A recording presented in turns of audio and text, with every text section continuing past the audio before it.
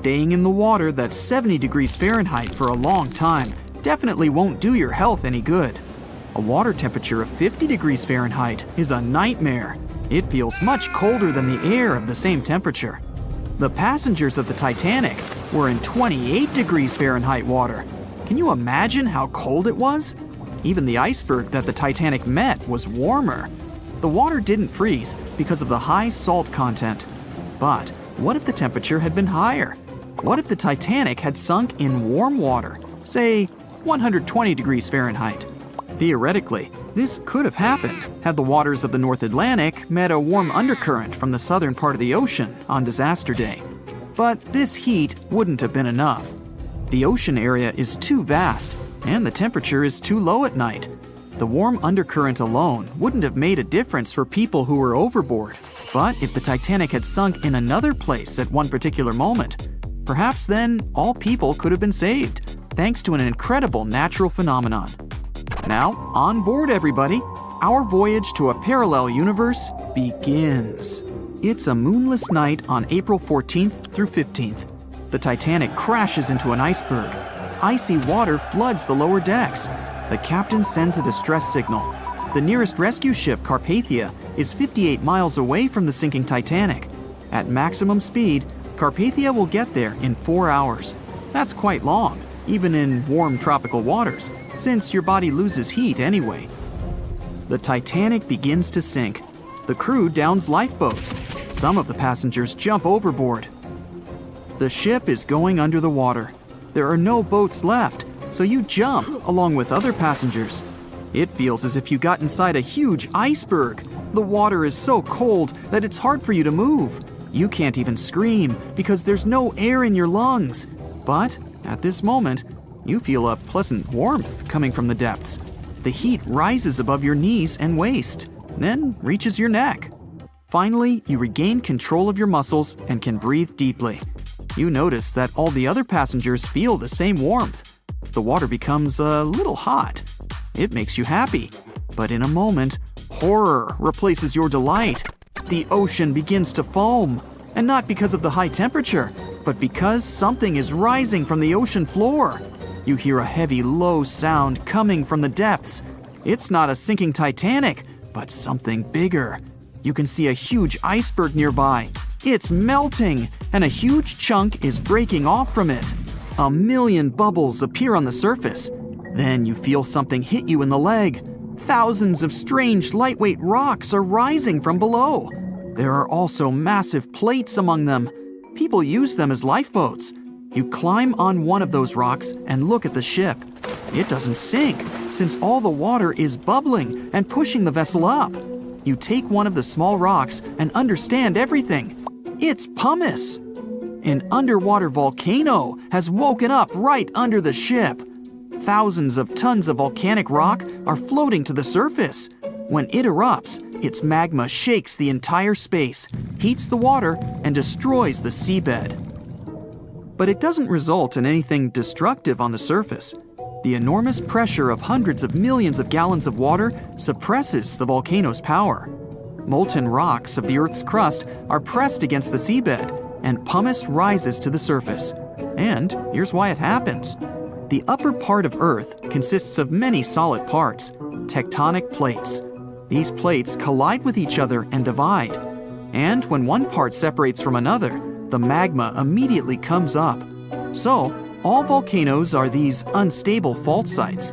If the Titanic had sailed over one of these areas during an eruption, many passengers would have been saved. Back in the parallel universe, you notice the Titanic starts sinking again. The water is no longer bubbling. The volcano has gone out. In a matter of seconds, the ocean turns icy again. Fortunately, you have your pumice lifeboat. This is enough to wait for rescuers. But let's imagine a situation with no underwater volcano and an iceberg. A situation when the water was warm from the very beginning. One of the engines in the motor compartment of the ship breaks down. Several pipes burst because of increased pressure, and now there's a crack in the ship's body. Water is filling the lower decks. The ship is sinking. People evacuate on lifeboats. There's less panic since the night is warm and no one is freezing. Each passenger gets a life jacket. The ship is breaking. You understand that you have to jump. The Titanic goes underwater. Many passengers fall overboard in horror. They dive into the dark ocean and immediately come to the surface. Panic and complete chaos take over. The ship disappears in the dark, and finally, it's all silent. A few minutes pass, and you notice there's no panic at all. The water is warm. Almost all passengers have life jackets.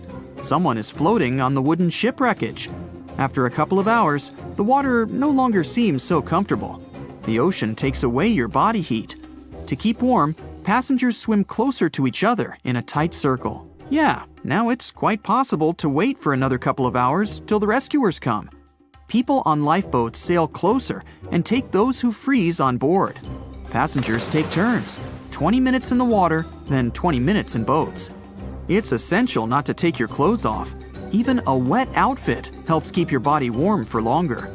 And when it seems that everyone is saved, somebody screams. A girl in a boat looks scared. She trembles with fear and points her finger into the black water. Passengers try to see what's there and notice a triangular fin. 1, 2, 3. There are so many of them! The noise of the sinking ship has attracted a group of sharks. And now, they are circling the survivors, hoping to satisfy their hunger. They're swimming slowly. It doesn't look like they're going to attack.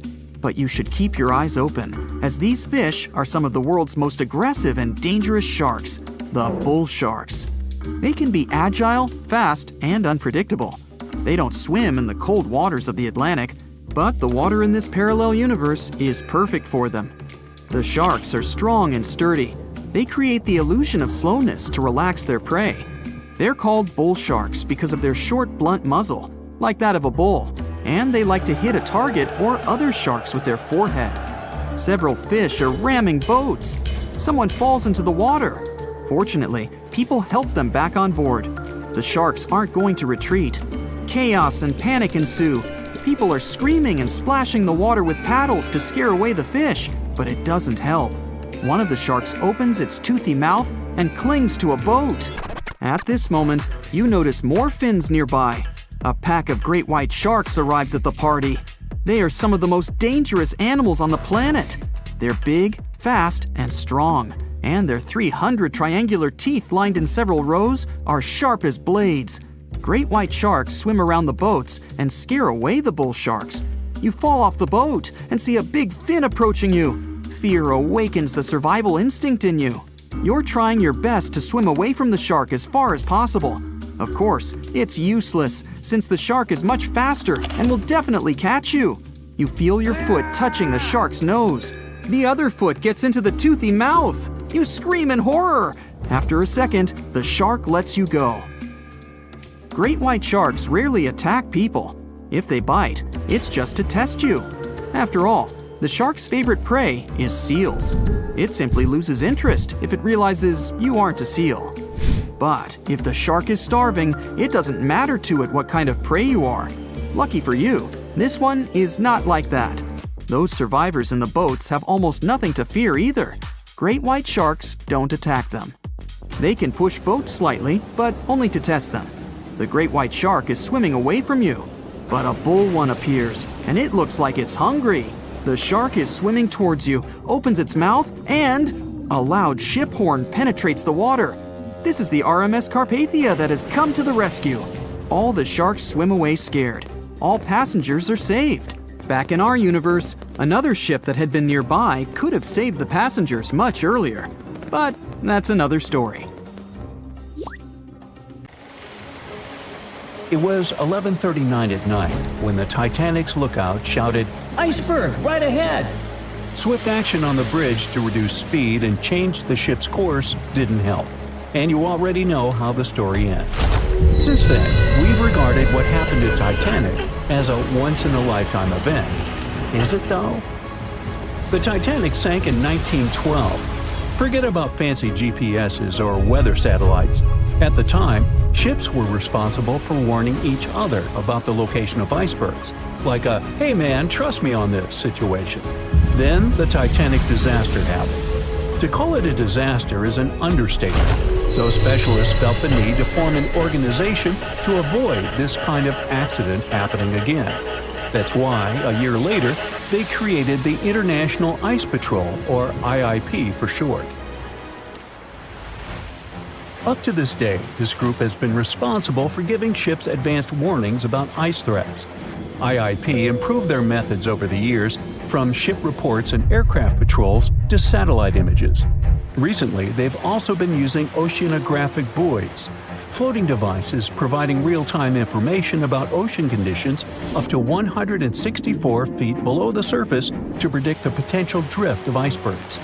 Luckily, IIP is doing an excellent job in reducing ship iceberg collisions. But don't get too comfortable, because even the most advanced detection equipment can't entirely avoid an unfortunate situation. Between 1980 and 2005, there were 57 incidents involving vessels and icebergs. And the chilling truth is that today's ships are more likely to run into an iceberg than the Titanic was. Studies have shown that 1,038 icebergs crossed the area where the Titanic sank back in 1912. You might think that's a lot, but scientists say it's not really a big deal. I mean, yeah, it's on the higher side, but there have been 14 years with even more iceberg activity since then. Nowadays, the number of icebergs is going up due to the accelerated melting of Greenland's glaciers. And since more ships are heading into polar waters, the chances of ships bumping into icebergs are higher. But the real danger for captains is invisible enemies, called growlers and bergy bits. Growlers are these small icebergs that can be the size of a regular door. And bergy bits are also considered small, measuring around the size of a school bus. These icebergs might seem harmless, but they're actually tricky since they can be completely invisible to radars or satellites. Let's see what happens when a modern cruise ship as big as the Titanic hits one of these small icebergs. Meet the Norwegian Sun, a luxurious cruise ship like Titanic, as it has the capacity to accommodate 2,400 passengers and more than 900 crew members.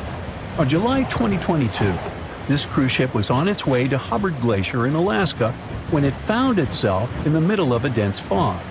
Suddenly, passengers felt an impact and were terrified as the ship experienced a severe jolt. The fog immediately cleared and they realized what had happened. The Norwegian Sun had collided with an iceberg of the growler type. But the outcome was entirely different from Titanic. Thankfully, there were no injuries, and both the passengers and staff reached the Alaskan docks safely. Expert divers checked the condition of the boat, and they discovered that the ship had suffered some damage after the collision, so the rest of the trip was canceled. Now don't stress about packing for your next trip across the Atlantic, because accidents like the one with the Norwegian Sun are really rare. I mean, it's common for ships to encounter ice, but what's unusual is for it to be a problem.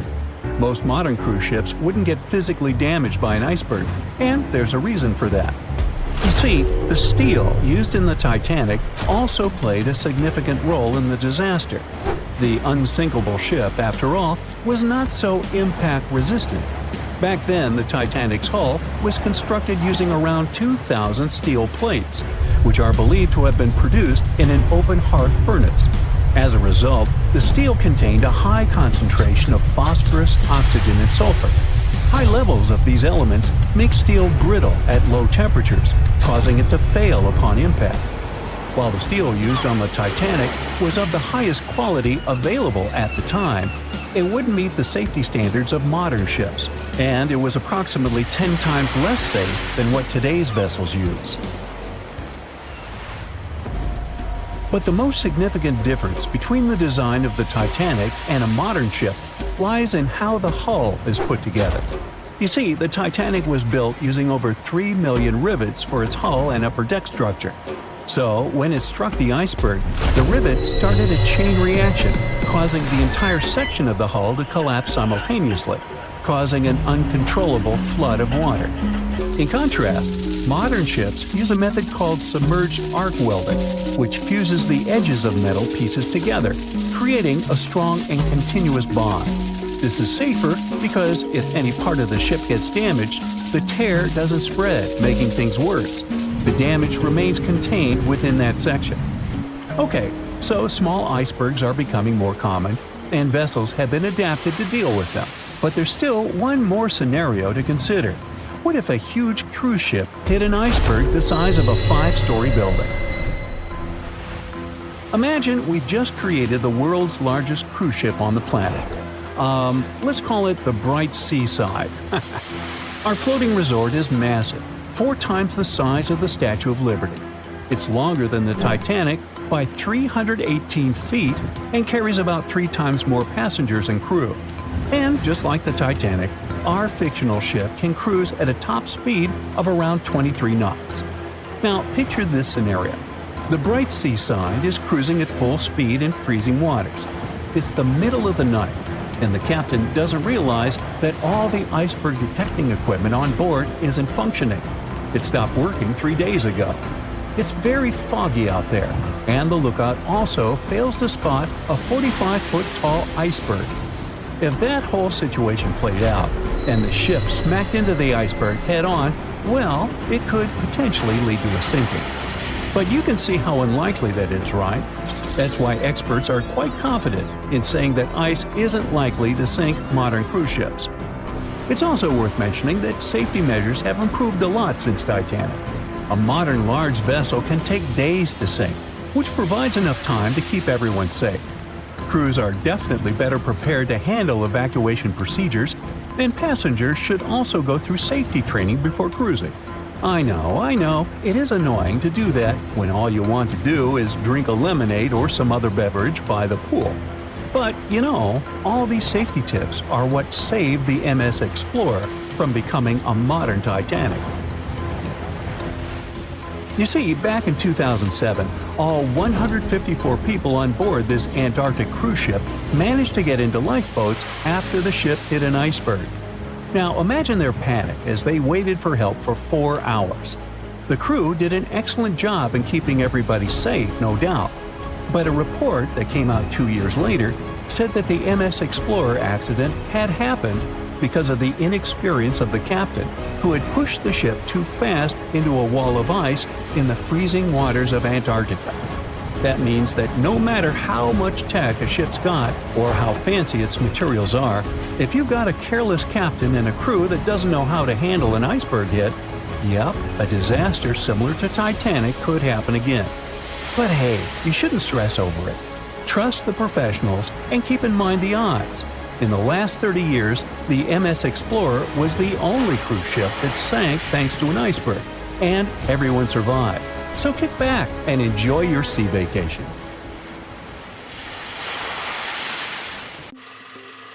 We know Titanic from so many stories, even a movie, but now we have its first full-sized digital scan. And nope, it's not like those models from before, where we mostly imagined what the ship was supposed to be like. This time we got a real digital scan. A team of experts really mapped the deep sea floor around the Titanic together with the ship itself. We basically got a 3D view of the entire wreck, which is like going deep down beneath the ocean's surface and seeing Titanic as if all the water has been drained away. So, the story of the wreck started in 1985, 73 years after the Titanic went down. The explorer named Robert Ballard stumbled upon it somewhere between 2 submarines that also went down in that area.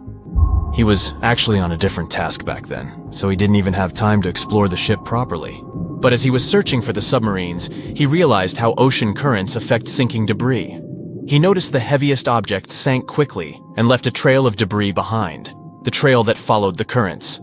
Using this knowledge, Ballard made a hypothesis the Titanic had broken in two and left a debris trail as it sank. Before he found the wreck, everyone thought the ship just went down in one piece after hitting an iceberg. So everyone knew where the ship was so the adventure could start, or not. It was hard to explore it. The ship is enormous, and the dark depths of the ocean make it really difficult to capture its whole body in one go. So we mostly relied on glimpses of the decaying ship, and had to settle with teasing scattered parts of the whole picture and filling it up with speculations and stories. But in the summer of 2022, we finally got something different. A team of experts from Magellan Loaded, a company specializing in mapping the deep sea, teamed up with Atlantic Productions, who were making a documentary about the project. They embarked on a mission to capture the complete view of the Titanic. They used submersibles. Those are vehicles that go underwater, remotely controlled by a team of skilled explorers. These submersibles dove deep into the ocean. It wasn't an easy job. They spent over 200 hours collecting information about the entire length and breadth of the wreck. It was like a real-life treasure hunt. But instead of finding gold and jewels, they took something even more precious. Over 700,000 images of the Titanic from every angle possible. Yup, they took photos of every tiny part of the ship, even the not-so-interesting bits most of us would usually skip. Even mapping the muddy parts was an important part, because it helped fill in the gaps between the more exciting things they discovered. And this was a way for all of us to finally get a detailed 3D reconstruction. Even though it's been more than 100 years, you can still recognize the bow of the Titanic, covered in rust that hangs down like stalactites. On top of the bow is the boat deck, where a big hole gives us a glimpse into the empty space where the grand staircase once stood, like a window into the ship's glamorous past. Its stern is now a wild mess of twisted metal. As the Titanic went down, this part collapsed and spiraled into the seabed. The bow and the stern ended up separated by about 2,600 feet. There's a vast field of debris surrounding this giant, stuck on the seafloor. This debris is like a scattered treasure trove, full of intricate metalwork from the ship, statues, and even unopened champagne bottles. There are also personal belongings that went down together with the ship, like dozens of shoes resting across the seafloor. It was a tough task to do, go down and take all those pictures. It may not sound that hard at first, considering it was the vehicle that really immersed itself into such deep parts of the ocean, not the people. But studying the ocean is hard. We haven't explored, mapped, or even seen over 80% of it. The conditions are harsh, and the pressure becomes more intense the deeper you go. And their vehicle had to dive down to nearly 13,120 feet below the surface. That's like 12 Eiffel Towers stacked on top of each other. Plus, you have strong currents in that area, so it was probably like trying to navigate through a watery maze. And submersibles weren't supposed to touch anything. Even the slightest wrong step can damage the wreck that was already so fragile. It seems like the Titanic is frozen in time, so it will always be there waiting for us. But in reality, it's slowly disappearing. It's pretty obvious that the ocean water ruined it considering how long it has been down there. But it's not just that. The wreck itself has become a home for a specific type of bacteria Halomonas titanicae that even got named after the famous ship. These bacteria have a special ability. They can survive inside rusty formations known as rusticles. They kind of look like icicles, those spikes of ice that form when water falls from something and freezes. These bacteria have a taste for iron, which is abundant in the ship's hull. For them, it's like a real buffet down there. And as time goes by, these bacteria will keep eating away at the iron in the ship, bit by bit, until one day the feast comes to an end and the whole ship is gone. It's like a slow but steady recycling process. So this 3D model we got because of the hardworking team and technology comes at the best time because we never know how much time we have left with exploring the famous wreck. This time we might even understand the collision with the iceberg better. You know how movies always show the Titanic hitting the iceberg on its right side? Well, we can't even be certain about that. The scans could help us figure out if the ship actually grounded on the iceberg, like getting stuck on it. We can study the stern and analyze how the Titanic struck the seafloor. That will also help us understand what really happened during the sinking. Maybe we'll get a chance to discover if there was really a strong fire that sealed the fate of the Titanic. One theory says that the coal fire had been raging for a whole 3 weeks before the ship even took its first and last trip. And this could have made its hull weaker, which means most of the work was done. The iceberg just delivered the final blow, if there even was an iceberg, as some people wonder. There's an alternative theory they suggested where the Titanic may have actually hit a hidden mass of pack ice instead of a typical iceberg. Pack ice is made up of large sheets of ice that float near the ocean's surface and can be difficult to spot. They believe this pack ice might have drifted into the Atlantic from the Arctic Ocean. According to one professional mariner, Captain L.M. Collins, that stands up with that idea. If the Titanic had struck a regular iceberg, the ship would have sunk much more quickly than it did. And since the Titanic managed to stay on the surface for a relatively long period of time, less than 3 hours, Maybe this was a different type of collision. The mariner also said there are differences in what people said they saw when the Titanic sank. He thinks these differences might be because of optical illusions. In this case, when people were looking at the ocean that night, the way the light was reflecting and the conditions at sea might have made things appear closer or distorted. So when they saw something in the water, it might not have been exactly what they thought it was. Whether it was an iceberg or something else. Binoculars might have helped the crew members to spot the potential danger, but unfortunately, they didn't have any. It appears they were locked inside a cabinet, and no one knew where the key was. Everyone knows the story of the Titanic, but not many people know that Titanic had two sister ships, and that on the night of its sinking, one of them was rushing to help but didn't make it in time. Bad luck seemed to follow the trio of ships, but each one of them had glorious moments that live in the minds of those who sailed in them. Keep on watching to discover a story of awe, ingenuity, and ill fate. And don't forget to click the subscribe button and turn notifications on to join us on the bright side of life. You know how the iceberg hit the Titanic, how the band played to the end, and how the whole tragedy unfolded, but before it happened, it would have seemed an impossibility for such a ship to meet the end it did. None of that could have been foreseen by White Star Line, the company who built the Titanic, who had high hopes for what the unsinkable ship and its sister ships, the Britannic and the Olympic, would accomplish. The Olympic was the first of the trio to make sail on June 11, 1911, heading towards New York. The sheer size of it would wow the crowds. The Olympic's maiden voyage went without incident, and a crowd of 8,000 people in New York got to explore its luxurious accommodations while it was docked there. There were high expectations for the massive ship, but just around 2 months later, the Olympic crashed with the HMS Hawk.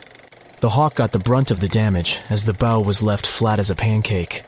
After the crash, the Olympic made its way slowly back to Belfast, where the Titanic was being constructed.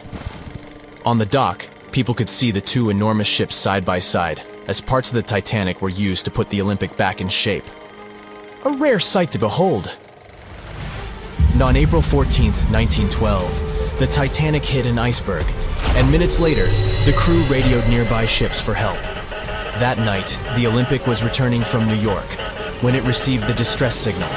The ship turned around and rushed at full speed towards the Titanic, but they were so far away that they would have arrived next night. At some point during the early hours of April 15, 1912, the crew of the Olympic decided they wouldn't make it in time and stopped course. The survivors of the Titanic were eventually rescued by the Carpathia.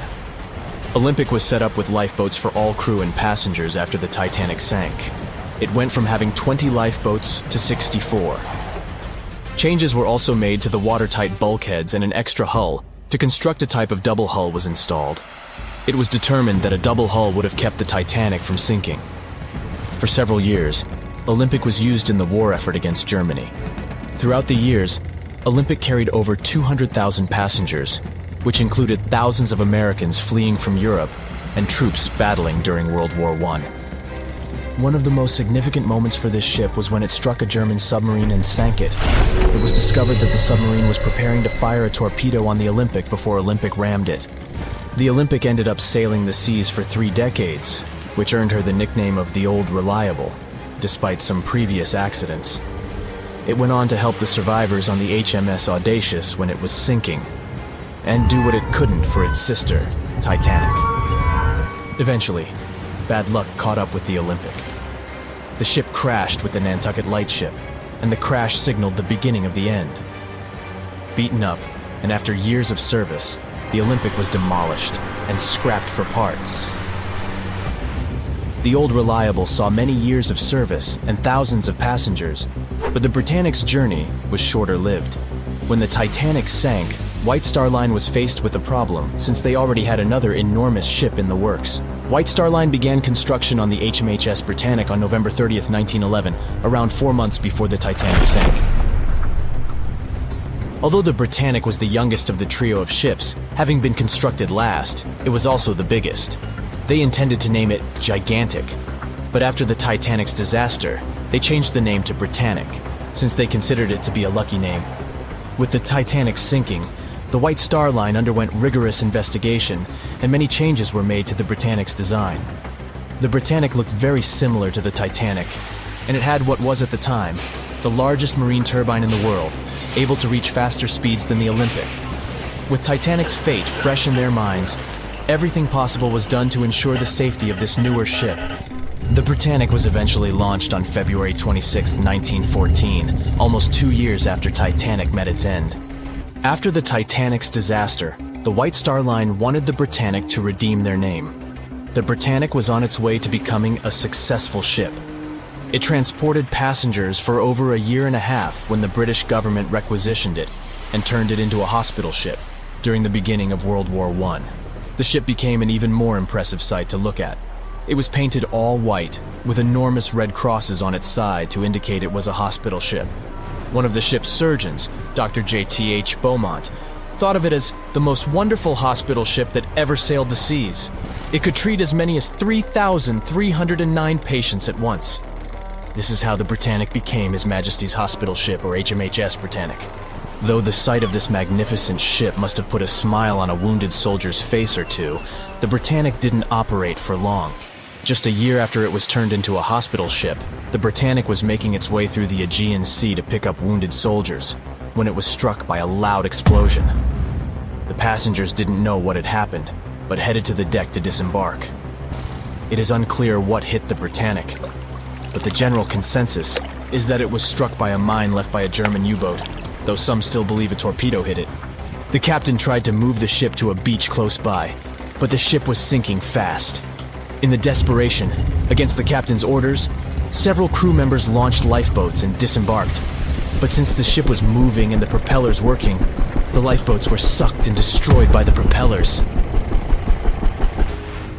Though so much effort had gone in to ensure the Britannic was safer than the Titanic, whatever explosion occurred left the Britannic in the same dire condition as the Titanic in just 10 minutes.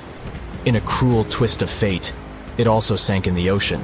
Unlike Titanic's enormous death toll, only 30 people perished in the sinking of the Britannic, and over 1,000 survived. So many people survived because the accident happened in the morning, when the temperature of the water was warmer and the Greek island Kea was close by to offer help. In the end, the Britannic only sailed the seas for over 2.5 years. The bad luck that followed the Titanic and the Britannic and the accidents and demise of the Olympic was remarkable. But what was most impressive is that there was a woman who sailed on all 3 ships and survived. Violet Jessup was a crew member and nurse aboard the ships. She was there when the Olympic collided with the HMS Hawk in 1911 and disembarked safely. 2 years later, she escaped the sinking of the Titanic in lifeboat number 16, and she showed some women it was safe to board the lifeboats. You'd imagine that would be enough to keep her from ever getting on a boat again, but not for her. A few years later, she served as a nurse in the Britannic while it was used as a hospital ship. When the explosion occurred, Violet jumped overboard, was pulled under by the water, and hit her head on the keel but survived. Can you imagine her experience? She must have had nerves of steel. All in all, the trio of ships saw journeys of triumph and tragedy. Ill fate might have followed them, but all the survivors were left with incredible stories to tell. So tell us, Brightsiders, would you have liked to have seen any of these ships in real life? Let us know in the comments section. Don't forget to give this video a like, share it with your friends, and click subscribe to stay on the bright side. "I'll never let go, Jack. I'll never let go," said Rose. Then she did let go, and the whole movie theater burst into tears. It happened when Titanic came out in 1997. Alright, who am I kidding? It's really hard not to cry when you watch this scene for the 10th, 20th, and 50th time almost 30 years later. But did this great love story happen in real life? Or did James Cameron just invent it for some good drama? As much as I don't want to disappoint you, Jack and Rose never fell in love on board the real Titanic. There was a real Jay Dawson on the luxurious ocean liner, but he was a crew member, and his full name was Joseph. The real-life inspiration for Rose was the American artist Beatrice Wood. James Cameron came across her biography while he was working on the first draft of the script and decided to bring her love for art and family background into the story. It doesn't mean that the movie is completely off when it comes to historical accuracy, though. The unsinkable ship that sank departed from Southampton, England to New York and was 400 miles south of Newfoundland on April 14th when crew members noticed the iceberg. The contact with it lasted 37 seconds, precisely as long as the corresponding scene in the movie. Remember this guy, Thomas Andrews, who was wandering around with a small notebook and pencil? He was the real ship designer. Andrews was quite talented at what he did, and had worked on many successful projects before the Titanic. He would normally travel on the ships he designed during the maiden voyage to make sure everything was going smoothly. He boarded the Titanic as one of the first-class passengers and was taking notes all the time. After the unfortunate rendezvous with an iceberg, Andrews was seen inspecting the flooded parts of the ship with Captain Smith. According to his sad forecast, the Titanic would have gone down in about 2 hours. One of the stewards claimed that he had seen Thomas Andrews moments before the sinking. He chose not to leave the Titanic and didn't put on his life belt. No one had seen him ever since. Another memorable moment from the movie is a boy playing on one of the decks with his spinning top. This was an accurate recreation of a real photo that was taken on board the Titanic on April 11, 1912. The passengers in the photo are first-class passengers Frederick Spedden and his 6-year-old son Douglas. The family was going back home to America after traveling around Algeria. When the evacuation of passengers began, Spedden's nurse told him they were going to see the stars. They say he had successfully slept through the entire drama and woke up safe and sound in a lifeboat the following morning. His father had also survived the sinking. Sadly, an automobile accident took the life of Douglas just 3 years later. One of Titanic's most charismatic ladies, both on the screen and in real life, got her nickname Unsinkable Molly Brown for a good reason. Several witnesses remembered she was, indeed, trying to persuade others in her lifeboat to go back and save more lives, just like in that heartbreaking scene from the movie. When Carpathia came to the rescue of the surviving Titanic passengers, Margaret Brown was helping lower-class survivors and involved her fellow first-class passengers in the process. Once they all got on solid ground, Brown organized a survivors committee. She awarded the captain of the Carpathia for rescuing so many people and was really upset she hadn't been allowed to testify at the Titanic hearings because she was a woman. You won't see any fumes above the fourth pipe of the ship in the movie. It's not a technical mistake. The Titanic, indeed, had it only for more impressive looks and didn't really need that pipe. Back in 1911, the year before our hero's departure, large ships would mostly sail with 4 chimneys. They needed those to draw heat and fumes from their massive boilers. The Titanic was a real engineering gem that only needed 3 chimneys to function. So the 4th was added for balance. They thought the public would have been disappointed to only see 3 pipes on the greatest ship of all time. The movie had an impressive budget, $200 million, but even that wasn't enough to cover all the possible costs. Cameron knew they had to save some money, so they built the replica of the liner only on the starboard, which means the right side. They chose this side to make things look more realistic. The wind at the filming location was moving mostly from north to south, so with the fumes going out, it looked like the liner was actually moving through the ocean. But if you remember one of the first scenes with the Titanic departing from Southampton and people waving, you'll understand why the crew had a problem with it. The real ship was docked at the port, or left side, there. They found a brilliant solution and just flipped the scene horizontally to make it look real. The letters and buttons on costumes were reversed, and actors walked in the opposite direction for everything to be changed in post-production. One of the scenes I can't watch without tears is the elderly couple holding on to each other as they go down with the Titanic. The couple who inspired this heartbreaking episode were real people, some of the richest passengers of the not-so-unsinkable ship. They were Isidore and Ida Strauss, and they owned Macy's. When news of the disaster spread, they put on life jackets and ran to the decks along with others. Ida stepped onto the lifeboat, but Isidore refused to do so before all the ladies and little ones were there. Ida didn't want to leave her husband. She climbed out of the lifeboat and handed her mink coat to her maid, saying she would no longer need it. Isidore wrapped his arms around Ida, and they remained on the bridge of the ship until a huge wave swept them both into the sea. So the bed scene wasn't that accurate, and James Cameron later admitted he had taken some license as a director. You know this guy who was drinking from a flask next to the main characters as the ship was going down? His name was Charles Jugan from England, and he was in charge of 10 bakers, 2 confectioners, and a Vienna baker aboard. He was expecting to earn a real lump sum, and would have been one of the best-paid crew members if everything had gone well. The night the iceberg hit, Joe Hin was off duty, taking a rest in his bunk. He immediately woke up and sent his bakers to deliver bread to lifeboats. He then returned to his room for a drink. Once he came back on the deck, he helped others get in his assigned lifeboat. There was no more room for Charles inside, so he ended up on the outside of the rails of the ship. Finally, when the Titanic submerged, he just swam away, and as the sun rose again, he found one of the lifeboats and was rescued by Carpathia. The contents of the flask must have helped him survive. The well-dressed man who decided to stay on the Titanic forever was American businessman Benjamin Guggenheim. That last name probably sounds familiar. And yes, he was from that famous family. Guggenheim was traveling with his valet, his significant other, a singer from France called Leontine, her maid, and their chauffeur. They all boarded the Titanic in France during one of the short stops it made after leaving Southampton. When disaster struck, Benjamin was helping the ladies get in their lifeboat. He reportedly said they were only saying goodbye till the next day. He was sure the ship would be quickly repaired. After helping many women and youngsters get in the boats, Guggenheim chose not to fight over the remaining seats. He and his valet returned from the decks to their first-class suite and put on their finest suits to go down like gentlemen. Titanic sank on April 14, 1912, and all of the passengers' belongings and ship's paraphernalia went down into the deep, dark waters with it. These objects patiently waited to be discovered until 1985. Titanic sank fast, and there seemed to be almost nothing left from the ship. Yet divers in small submarines managed to retrieve plenty of artifacts from the wreckage.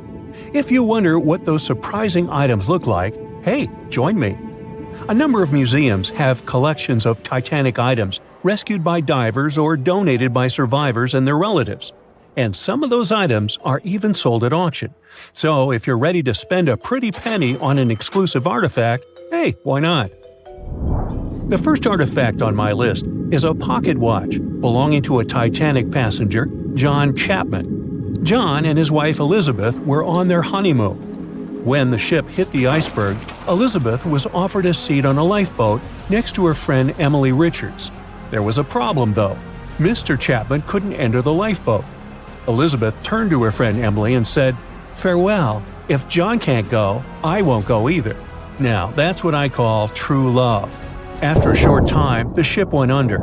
If we step back and return to Chapman's pocket watch, we'll notice one more heartbreaking detail. Experts believe the watch stopped around the time the ship finally submerged. Do you remember the iconic scene in the Titanic movie where the ship's band continued to play while the ship was sinking? The violin, played by the real musician, was sold in an auction for $1.7 million in 2013. They say the band played Nearer My God to Thee as the ocean liner sank. Since we started talking about the band, we might as well shed light on a piece of music found on the ship. It was the song Put Your Arms Around Me, Honey. Considering the fact that paper gets ruined almost instantly when it meets with water, it's a miracle to see those documents. Another saved paper document is the lunch menu. The first-class passengers wore their beautiful dresses and enjoyed their meals without knowing that it was their last lunch. This unique item was auctioned for $122,000. Meals were offered based on class. For instance, a first-class passenger would eat roasted turkey with cranberry sauce, spring lamb, or baked haddock. In comparison, a third-class lunch consists of stuff like rice soup, fresh bread, roast beef, and brown gravy. There were also cabin biscuits, which the passengers would eat to diminish seasickness. It wasn't just the menu.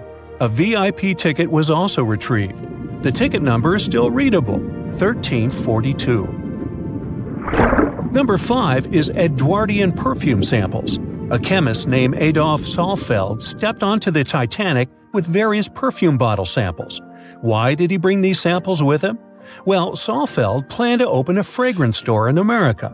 61 vials of perfume sank with the ship. Luckily, their owner managed to survive and get there safely, but his samples sank and were only rediscovered some time ago by the divers. When we accidentally drop a plate, it usually shatters into pieces. Now, there's a question. Do you think an unbroken plate can be recovered from Titanic? The answer is yes. Original White Star tableware is proof. Apparently, each class of passengers didn't just get different meals, but was also served with different types of plates. The retrieve plates have a green and brown floral motif. The edges have a gold rim, and there's a logo in the center. By the way, they're sold at auction, and you can find them online. Let's carry on with touching personal stories. The love story of Rose and Jack that we see in the movie is fictional, but the ship surely witnessed many romantic tales. Here's a love letter to prove this. The messages tell us a story about how life was on the ship during the last few days. It was written by Kate Buss on April 10th. She mentioned how seasick she felt and other things, such as she was supposed to go to dinner in a half an hour. This letter wasn't the only letter divers took to the surface. For example, there's the letter Esther Hart wrote to her little daughter Ava. It was sold at auction for £119,000. This letter is probably the last letter written on board, since it was completed only 8 hours before the tragedy. The letter is not that damaged because it was in the pocket of Esther's husband's coat. Another letter we can mention is Dr. John Simpson's letter. Those words were the last words that he wrote to his mother. Let me introduce you to Edith Rosenbaum. She was on the ship with her lucky toy pig. Edith had been severely injured in an accident before she sailed on the big ship. The toy was a present from her mother as moral support for her recuperation process. It was actually a music box in the shape of a pig. Edith used it to calm frightened young people in the same lifeboat. The next item on the list is the scout whistle of Lillian Winifred Bentham. She was a second-class passenger. On that terrible night, Lillian was in her stateroom. She didn't believe that the Titanic could sink. After all, it was the unsinkable ship. Her friend came to her and convinced her to hop into a lifeboat. Only then did she realize how serious the situation was. Moments later, she saw the ship break into two parts. As the lifeboat floated into the night, Lillian saw a crewman who was also rescued. Without a second thought, she wrapped the man with her fur coat. It was freezing, so she probably saved the man's life by doing that. The young man wanted to thank her for her kindness, so he gave Lillian a scout whistle. It was the whistle he used throughout the night to call for help. This pair of white gloves is one of the rarest artifacts recovered from Titanic.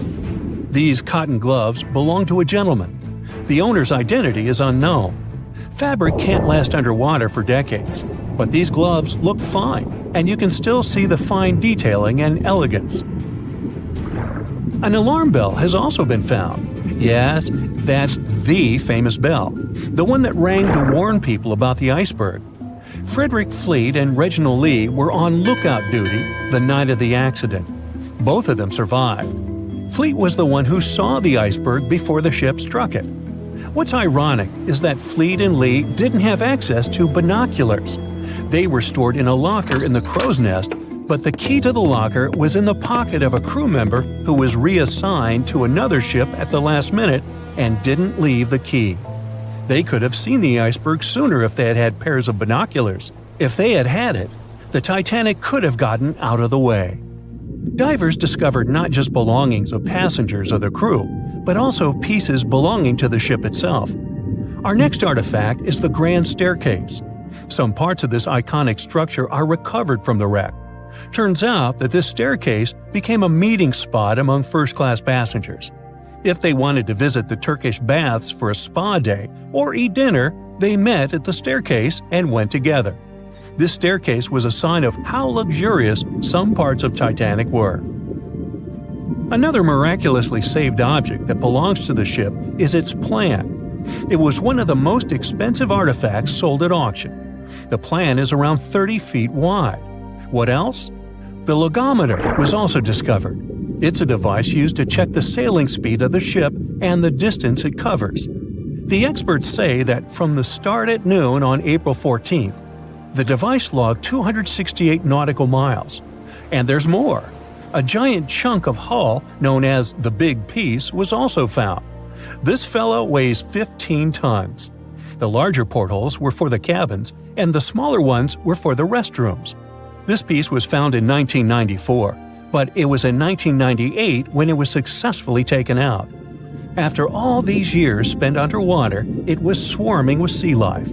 Still surprisingly, The portholes still had glass. Now, let's assume you were a diver and you could only take out one of these objects.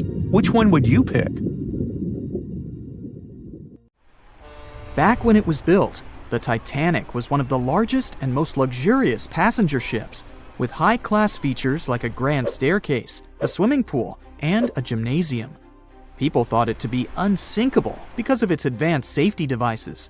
Its tragic sinking on its maiden voyage in 1912 proved it wasn't at all the case. It wasn't until 1985 that the Titanic's wreck was finally rediscovered using state-of-the-art sonar technology. Ever since, thousands of items have been recovered from the Titanic, many of them being put on display or sold for auction. Things like jewelry, a life jacket, a menu from the ship's restaurant, or even a sample square of carpet from the first-class stateroom have all baffled the public and told stories of the many on-board people. Scientists have even tried to come up with strategies to get the Titanic back up, not because they want to put it up for display, but so it can be properly studied, and more importantly, to stop it from getting more and more damaged at the bottom of the ocean. Some have suggested filling the wreck with ping-pong balls to make it float, while others even considered injecting it with 198,000 tons of Vaseline. Another creative solution was proposed, the idea of using a giant claw or scoop to lift the Titanic. Nobody came up with this device. Using 500,000 tons of liquid nitrogen to trap it in an iceberg that would float to the surface was also considered, but all these potential strategies had to be eventually let go, since the Titanic is way too fragile to ever be recovered. As the Titanic's iconic bow railings are in danger of collapsing, metal-eating bacteria continue to chew away at the ocean liner's wreckage. An undersea exploration company plans to gather data about the ship's deterioration in annual expeditions. They hope this will help them learn more about the Titanic, and also more about the ecosystem that shipwrecks create. The over 100-year-old ocean liner is also being damaged by deep-sea currents daily. Some experts predict that the ship could disappear in a few decades due to holes in its hull. The deck that passengers crowded on as the ship sank has caved in.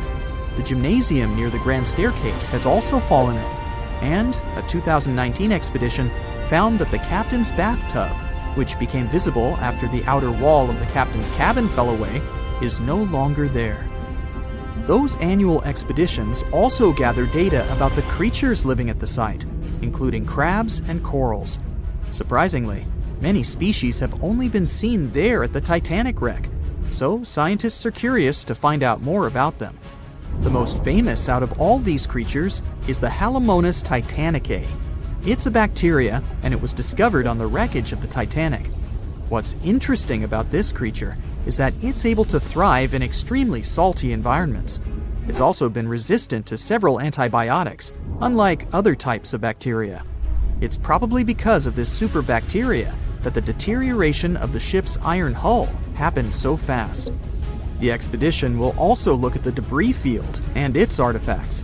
On the site, there are still traces of little personal items like clothes and luggage. One of the most interesting stories about Titanic artifacts is that of the passengers' shoes. Most of the Titanic items that have been lost at sea deteriorated or disappeared completely. But not the shoes. They seem to be able to resist the harsh conditions. On top of that, the leather in most shoes is perfectly preserved, probably because of tannin, a substance used in the tanning process of leather. It helped the shoes resist the damaging bacteria found underwater. All this exploring might have gotten you all excited. If that's the case, I have some good news to share. You might even be able to join the expeditions. To personally explore the Titanic, you have to plan ahead and apply to be a mission specialist with OceanGate, the company responsible for the journey.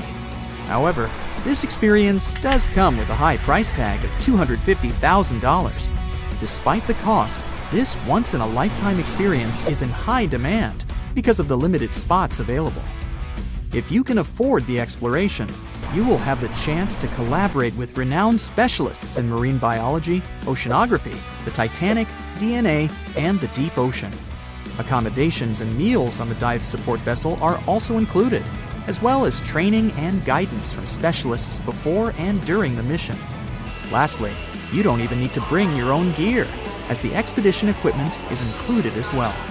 Sure, ships have evolved and modernized over the years, and these days we have technology that is way better than that available on the Titanic. But this ship remains an amazing piece of history because of its many unusual features, like the fact that the Titanic's whistle was loud enough to be heard over 11 miles away, or the fact that the ship's hull was painted with a special mixture of red lead and linseed oil, which was believed to be effective in preventing the growth of seaweed and other marine organisms. However, despite popular belief, the ship's iconic fourth smokestack was not functional and was only used for ventilation and aesthetics. Probably one of its biggest flaws was its number of lifeboats. Despite its size and luxury, the Titanic only had 20 lifeboats on board, which were not enough to save all of its passengers and crew once it hit the iceberg. The Titanic may be the most famous shipwreck, but it's not the only one. The fleet of Kublai Khan tells a similar story. This one was a large naval force commissioned by the Mongol ruler Kublai Khan in the 13th century. The fleet was intended to travel to Japan and establish the Mongols as powerful rulers in the region. However, in 1281, the fleet was supposedly caught in bad weather and was seriously damaged, with many ships being destroyed. Legend has it that the fleet was torn down by a massive typhoon that came to be known as the kamikaze, or divine wind. This strong storm was believed to have been sent by the higher spirits to protect Japan from the Mongols. The truth about its disappearance remains a mystery to this day. However, the wreckage of the fleet, or parts of it, appears to have been discovered in the 1980s by Asian archaeologists. They dug across the site and studied the remains of the ships at a location near Imari Bay. The shipwreck is, to this day, considered to be an important archaeological discovery. That's because it informed us how well prepared the Mongols were back in the day in terms of their ships. Another tragic story is that of the RMS Empress of Ireland. This was a British passenger ship that operated until May of 1914. This is when the ship was sailing from Quebec City to Liverpool, but it ran into the Norwegian collier SS Storstad in the fog off the coast of Rimouski, Quebec. The collision caused a large hole in the side of the Empress of Ireland, and the ship began to quickly take on water and sink. The crew and passengers were caught off guard, and many were unable to evacuate in time. In total, 1,012 people were lost in the disaster, making it one of the worst maritime collisions in Canadian history. Rescue efforts were hampered by poor visibility and the fact that many of the lifeboats were damaged or unusable. Only 465 people survived the sinking, and many of them were rescued by the Storstad, which had remained in the area despite its damage. The sinking of the Empress of Ireland was a national tragedy in Canada, and it led to changes in maritime safety regulations and the establishment of a Coast Guard. The ship still lies at the bottom of the St. Lawrence River, where it has become a popular dive site for enthusiasts.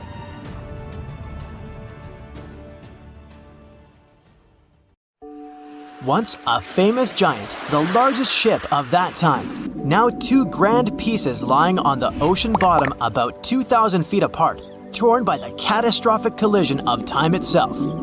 The stern of the Titanic got completely ruined after hitting the ocean floor, but you can still recognize the bow since many interiors were left preserved. There's a type of bacteria found on the ship's rusticles. A rusticle is this brownish formation of rust. It occurs deep underwater when the wrought iron the ship is made of oxidizes. It means the bacteria eat the iron of the Titanic's hull, piece by piece. And it seems they might finish their snack by 2030, way sooner than when anyone would expect the wreck to be gone forever. You may think it would probably be easier to take the wreck out of the water so that we got to keep it, but it would fall apart if anyone tried to do that. It's been in the water for more than 110 years now, and is now so rusty that no one would be able to reconstruct some parts even if we managed to get the ship out of the ocean depths. What do you think? Could any of about 700 people that had survived the sinking of the Titanic hear it hit the ocean bottom? The largest ship that had ever been made till then disappeared literally before their eyes after all. But sound most likely wouldn't have traveled from water to air. We can't hear that well in water because our bodies are not designed to hear in such environments. And although passengers were close to the sinking site, the Titanic still hit the bottom a long distance away, 12,500 feet. There are so many underwater landslides and earthquakes we cannot hear, and they make way more noise than a single ship slamming into the ocean floor. Most vibrations and sounds must have dispersed over a large area. Also, the downblast of water, which many believe hit the Titanic after it had touched the bottom of the ocean, would have pushed back the majority of the potential acoustic vibrations. Plus, the bottom of the ocean is not hard enough to produce such loud noises. Many survivors said they had heard terrifying noises as the Titanic was breaking apart, but none mentioned hearing anything after the ship disappeared below the surface of the water. Some survivors shared how chaotic it was when passengers, mainly women and children, were getting into lifeboats. There weren't enough boats, and still, some of them weren't even filled to their full capacity. No one knew how to react properly in such a situation. The lifeboat drill had been scheduled for the morning before the Titanic hit the iceberg, but for some reason, it got canceled. A giant ocean liner everyone believes is unsinkable takes a trip across the ocean. On its way, it strikes an iceberg and sinks. Yeah, we all know how the story goes. But what's scary is that it's also the plot of The Wreck of the Titan, a novel published in 1898, 14 years before the Titanic went to the ocean bottom or was even constructed. In the novel, the Titan, what a scarily accurate name too, didn't have enough life jackets, vests, and lifeboats for all the passengers on board. It was also the largest ship of that time, almost identical in size to the Titanic, and both the Titan and Titanic sank in April. Dorothy Gibson was an American silent film actress. She was also one of the Titanic passengers. She survived the catastrophe. Right after she came to New York, she started filming Saved from the Titanic. The film was released only 1 month after the ship sank. Dorothy was even wearing the same shoes and clothes she had worn when she had actually been on the ship. The movie was successful, but it got destroyed in a fire, so it only exists in memories, like Jack Dawson. Titanic wasn't all alone in the restless waves of the cold ocean near the iceberg it struck. The SS Californian was relatively close. Their radio was shut off for that night though. At one moment, the crew members noticed mysterious lights in the sky. They immediately went to wake their captain up to tell him, but he issued no orders. Some believed it was just fireworks. They never realized it was actually a call for help. The flares crew members of the Titanic sent off to the sky, hoping someone would notice. By the time the SS Californian got the SOS message, it was already too late. Some say a full moon may have been the reason the iceberg crossed paths with the gigantic ship. A full moon may have caused incredibly strong tides that eventually sent multiple icebergs southward, right when the Titanic was crossing that area. Would you dare to taste cheese from the Titanic? The wreck has been under the ocean surface for more than 100 years now. It took more than 70 years to find it. By that time, most of the food that had gone down together with the ship had, of course, spoiled. But it's possible there's still some of it left. Some foods are protected from decay. For example, cheese. The microbes that turn milk into cheese create special conditions to protect the product from spoiling. Multiple things have survived the Titanic. A handwritten letter where a mother and a daughter wrote to the girl's grandma about the amazing journey they were on together. The letter has been around for more than 100 years and got sold at an auction. A battered pair of white cotton gloves was found in the wreck. Musicians on the Titanic played till the very last moment. Sheet music and one violin were found among the wreckage. The bell one of the crew members rang 3 times to warn there was a very close iceberg on their way. A pocket watch that stopped at 1:45 a.m., the time when the ship went under the water. Perhaps one person could have changed what happened on the Titanic. David Blair was a pretty lucky man. He was supposed to take the spot of the second officer of the Titanic. He was pulled out at the last moment, which eventually saved his life. It was a great thing for him, but something clouded his joy. What if he was the only person who could have done something to save the ship and the passengers? Back in the day, ships didn't have smart advanced technology like they do today. They couldn't see a threat on the horizon. Binoculars were pretty helpful, but the crew members on the Titanic didn't have access to the room where they were kept. David Blair was the man responsible for the keys. He left the ship in a hurry and forgot to hand over the keys that were in his pocket. Maybe if the crew members had had access to the binoculars, they would have seen the iceberg on time and had enough time to change course. It's possible that the giant iceberg that sent the Titanic to the ocean bottom was made of snow that had fallen in southwest Greenland.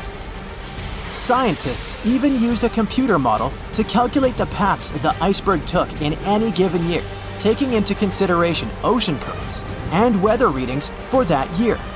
It's possible that the iceberg was 1,700 feet long, with a weight of around 75 tons. By the time it collided with the Titanic, it had dwindled down to only 1.5 tons. Violet Constance Jessup was, as many called her, Miss Unsinkable. She was only 24 years old when she joined the Titanic crew as a stewardess. On the tragic night when the ship struck the iceberg, she was lying in bed.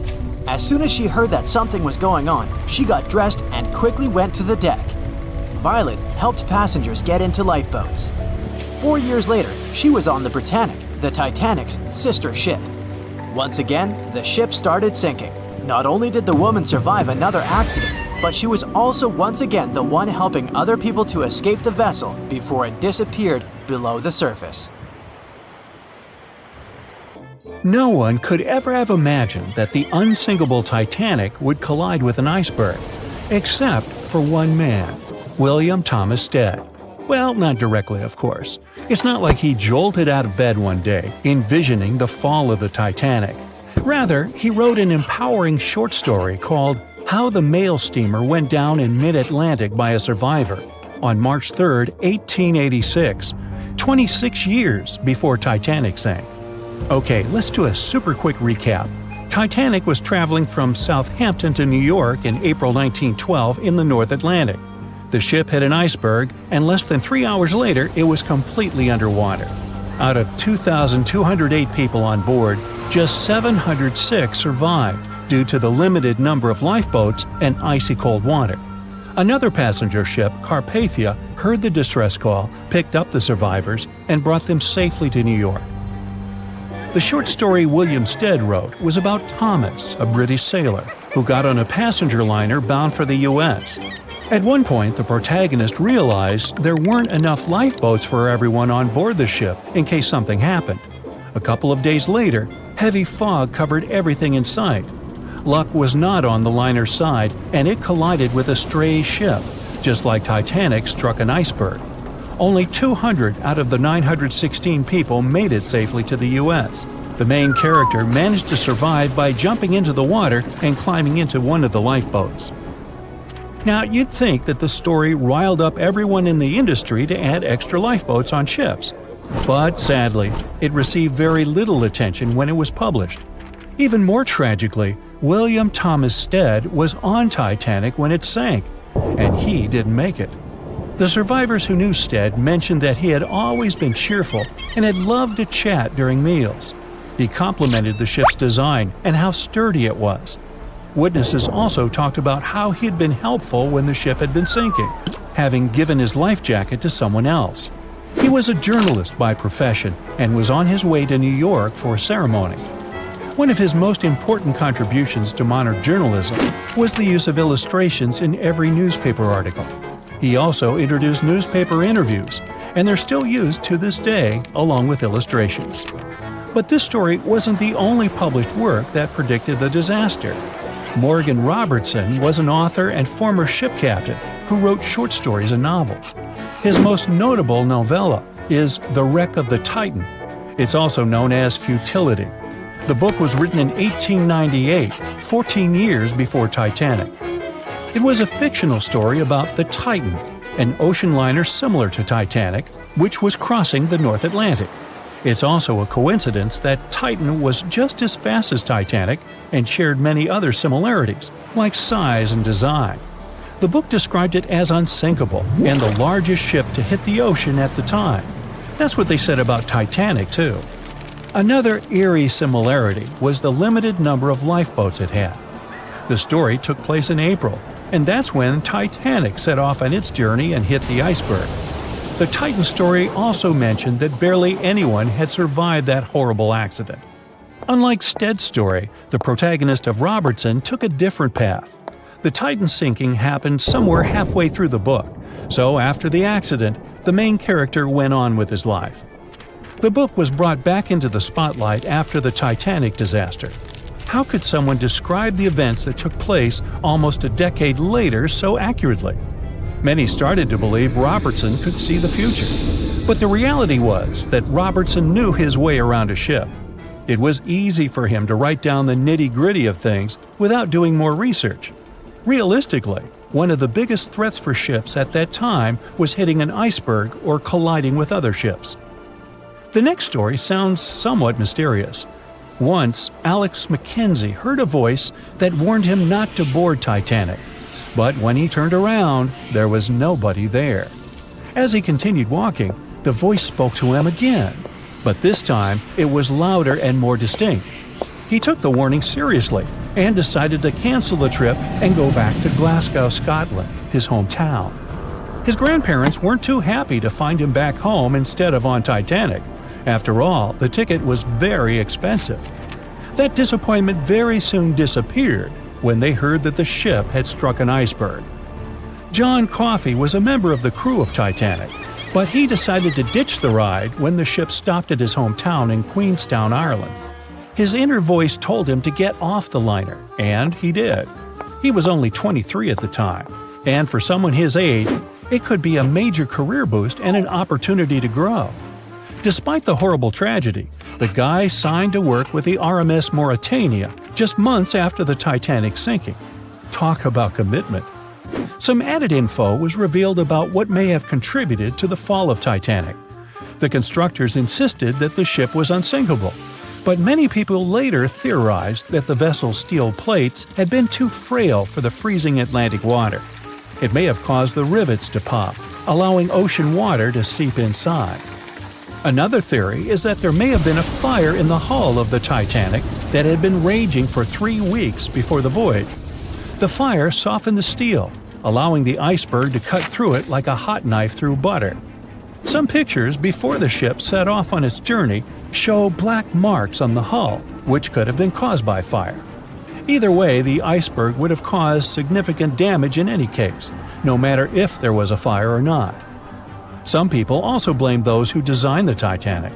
The ship was built with large joints at the bottom, which probably snapped easily during the collision.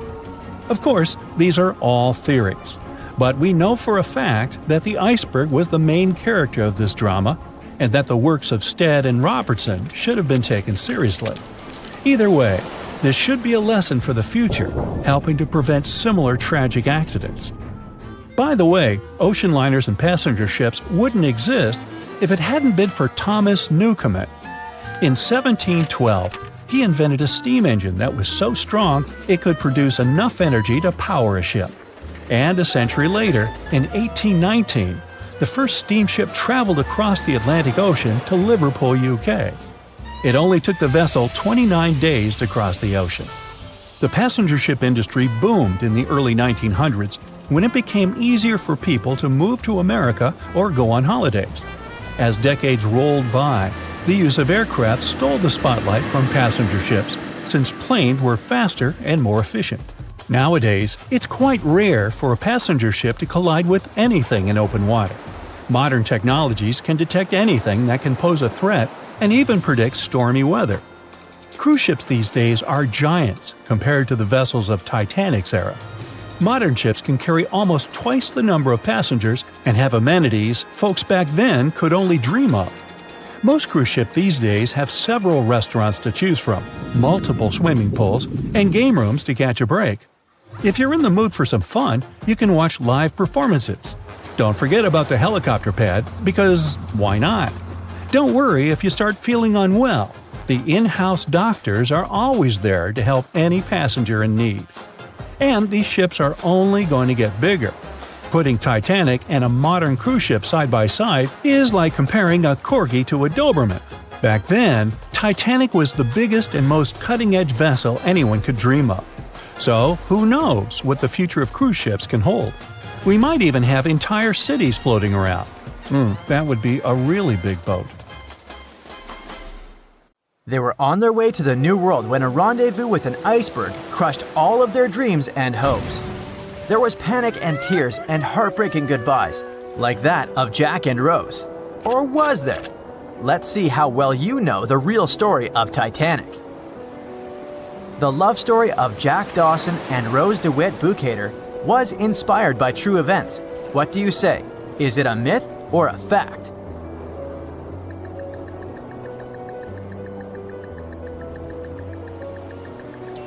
The most emotional Titanic love story was actually all made up by the screenwriter and director of the famous movie, James Cameron. Some passengers featured in the movie were real though, and by a mere coincidence, there was a J. Dawson on board. His name was Joseph, not Jack, and he worked as a coal trimmer. The most expensive object lost with the Titanic was a painting by Pablo Picasso. What's your take on this one?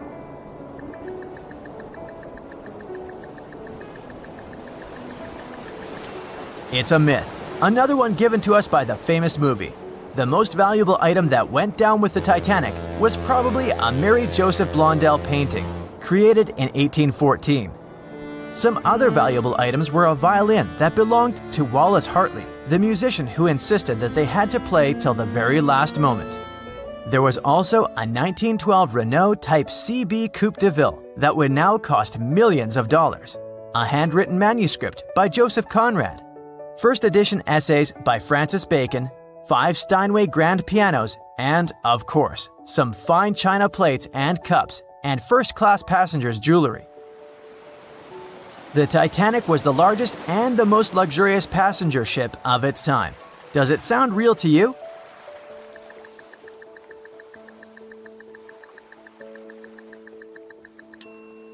Yep, it's totally true. In April 1912, the Titanic was the largest ship ever built. It was 882 feet long and had a maximum passenger capacity of 2,435 people. That's not a lot compared to the largest cruise ship of today, the Symphony of the Seas. It's just a bit longer than the Titanic, but has more than double the passenger numbers. And yes, no other cruise liner has probably beaten the Titanic in terms of luxury to this day. It costs more than $200 million to build in today's money. The tickets were also quite expensive. Duh! First-class tickets ranged in price from $1,700 in today's money for a berth up to $50,000 for one of the 2 parlor suites.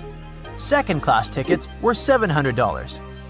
Third-class passengers had to pay between $170 to $460. Most of the passengers of the unsinkable ship managed to survive. True or false?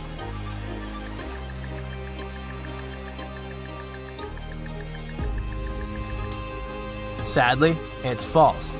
Only 37% of all the passengers actually survived the meeting with the Titanic. Around 61% of the first-class passengers, 42% of the second-class passengers, and 24% of the third-class passengers made it out alive. The Titanic was passing through the Bermuda Triangle when things went wrong, and that's probably why it sunk. What do you say? Myth or reality?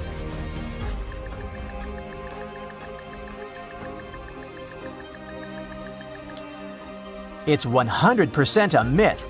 The Titanic never even came close to the Bermuda Triangle. The liner sank about 400 miles south of Newfoundland, which is a huge distance to the north of Bermuda, the infamous area where ships and planes disappear without a trace. We might have the moon to blame for the sinking of the Titanic. True or false?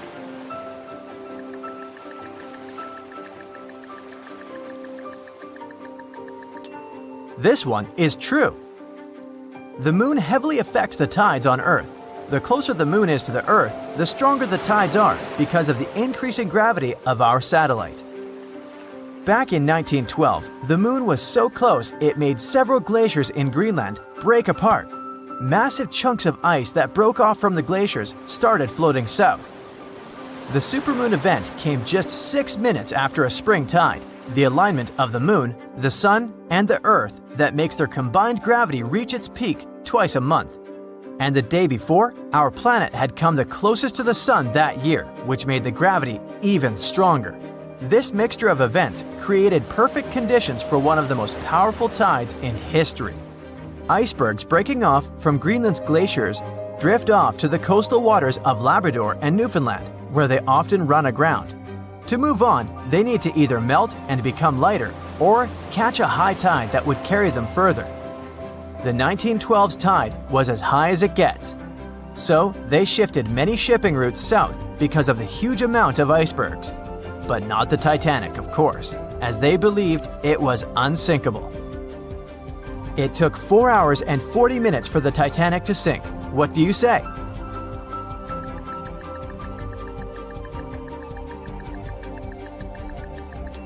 It's false, and if you're a Titanic expert, you definitely know it was actually 2 hours and 40 minutes.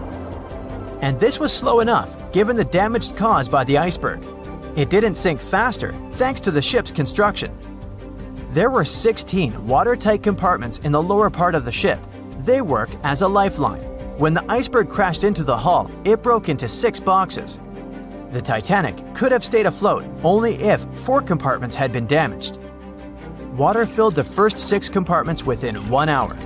During this time, the ship tilted slightly to the right side. Then, water began to flood the 7th box when all 6 boxes were filled. And from that moment, the sinking rate was growing with every second. The ship's bow sank under the water, and then the stern filled up.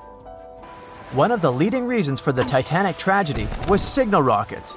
True or false? What's your take on it?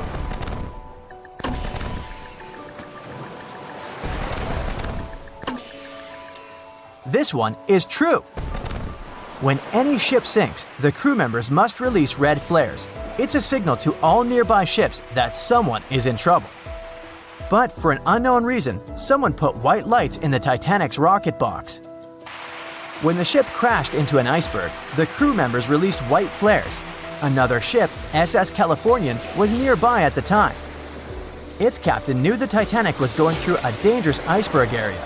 The crew of this ship didn't see the Titanic in the dark, but they noticed white rockets. Radio communication between the vessels didn't work. The SS Californian operator turned off the receiver. The Californian captain felt that something was wrong, so he sent a Morse lamp signal to the Titanic. But it was too late. The ship was already underwater, so no one could respond. Another ship, Samson, was sailing alongside the Titanic. It drifted with lights off since it was catching seals, and that's not legal. When the captain saw the Titanic's white rockets, he thought it was the Coast Guard. So Samson sailed away as fast as they could. They realized they had abandoned the drowning passengers once they made it to Iceland and learned the horrible news.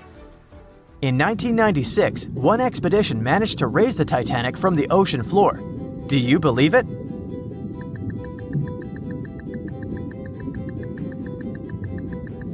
If you don't, you're right.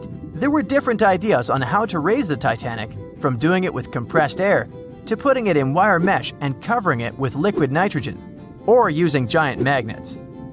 The only real attempt to raise the Titanic was made in 1996, and it failed dramatically.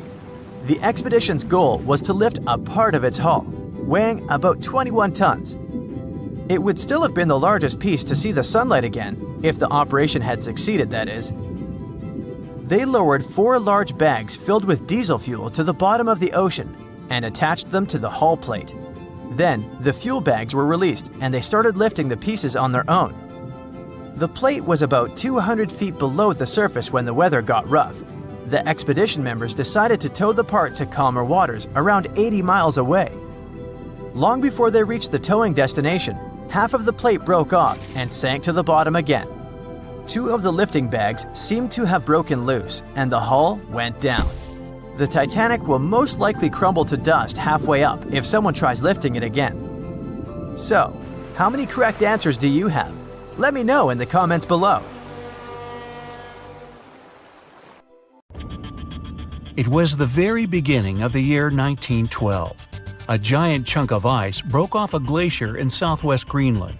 The ice was made up of the snow that had fallen about 100,000 years before the event. That was the time when mammoths were still roaming the planet. The iceberg started its journey. It was a huge thing, more than 1,700 feet long. It weighed around 75 million tons. It was also a very peaceful chunk of ice. It steered clear of ships and busy transport routes, not that there were many in the place where the iceberg was born. And then, it somehow floated much further to the south than other bergs did. Our iceberg was lucky. Others melt long before they get to these latitudes. Out of 15,000 to 30,000 icebergs that drift away from Greenland's glaciers, only 1% ever makes it all the way to the Atlantic.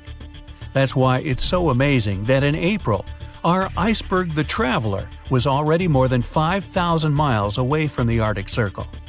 Even after melting into the water for months, this block of ice still weighed an impressive 1.5 million tons. It's almost twice as much as the Golden Gate Bridge. The iceberg's top part was towering over the surface of the ocean for more than 100 feet. And still, if you noticed it floating next to your ocean liner, it would have looked harmless, but only at first glance. Like only a tiny part of a jumbo piece of ice. The largest part of any iceberg is always hidden under the surface. A mere 1/10 is normally visible above the water, and the berg we're talking about wasn't an exception. Several days before our iceberg made it to the Atlantic Ocean, a magnificent ship left port.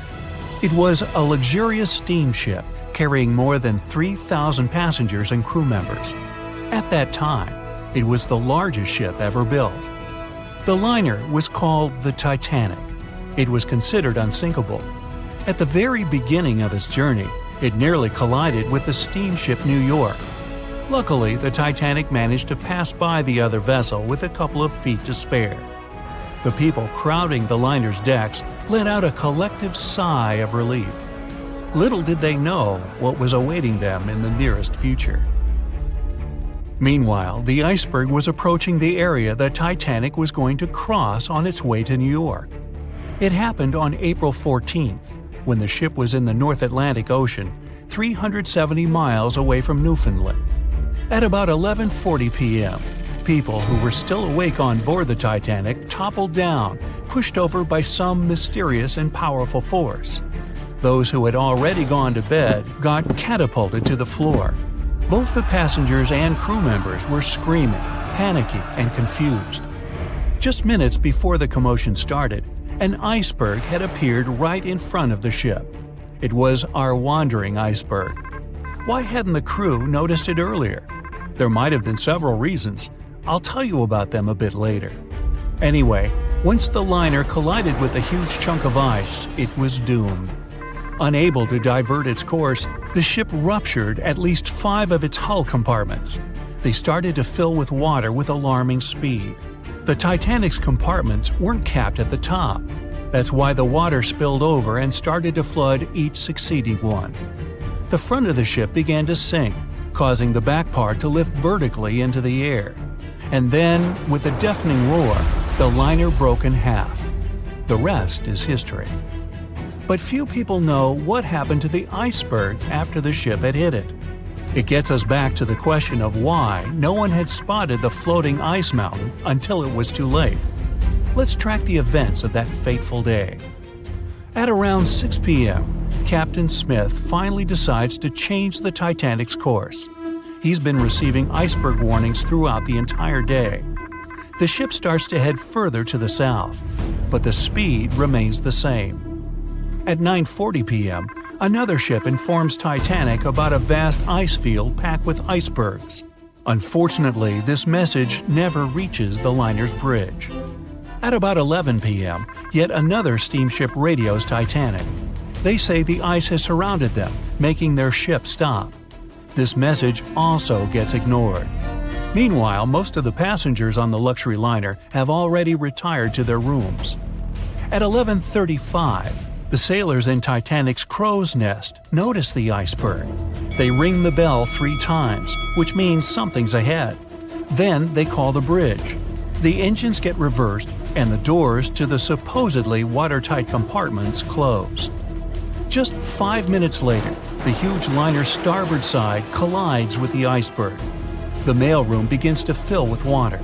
Soon other reports come. They don't sound encouraging. At least 5 other compartments are flooded. It becomes clear Titanic has just a few hours before it sinks. The night was exceptionally calm, with no moonlight, no wind, and no waves.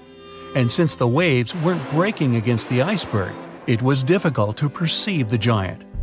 But there's also a theory that what sank Titanic was a blackbird. If you had to draw an iceberg, I bet it would be a white, towering chunk of ice covered with snow. But those who have visited Antarctica know that icebergs come in millions of hues.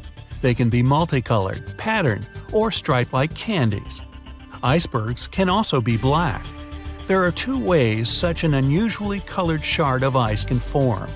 First, the ice might be extremely pure, with no air bubbles or cracks whatsoever. In this case, there's nothing to scatter the light. The iceberg will absorb it all and look black. Or an erupting volcano can cover a glacier with volcanic ash. Then the ice that breaks off this glacier will be dark-colored too. Experts don't know the true reason why Titanic's iceberg looks so dark, or whether it was really the case. But one of the sailors who was in the crow's nest testified the ice was black. The other said it was either gray or dark gray. There's nothing exciting or mysterious about the so-called blackbirds.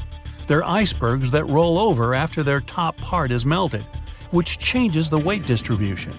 If their lower part is smooth enough to absorb light, they look dark.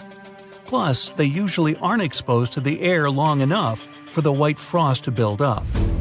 But let's say this theory is wrong, and the iceberg wasn't actually black. And still, the only reason why you see things is because light gets reflected from them. The less light there is, the less likely you are to notice something. The ocean surface will always reflect the moon and starlight, but an irregularly shaped, almost vertical iceberg will have fewer chances of doing so. That's why it'll look almost black against the glimmering water surface.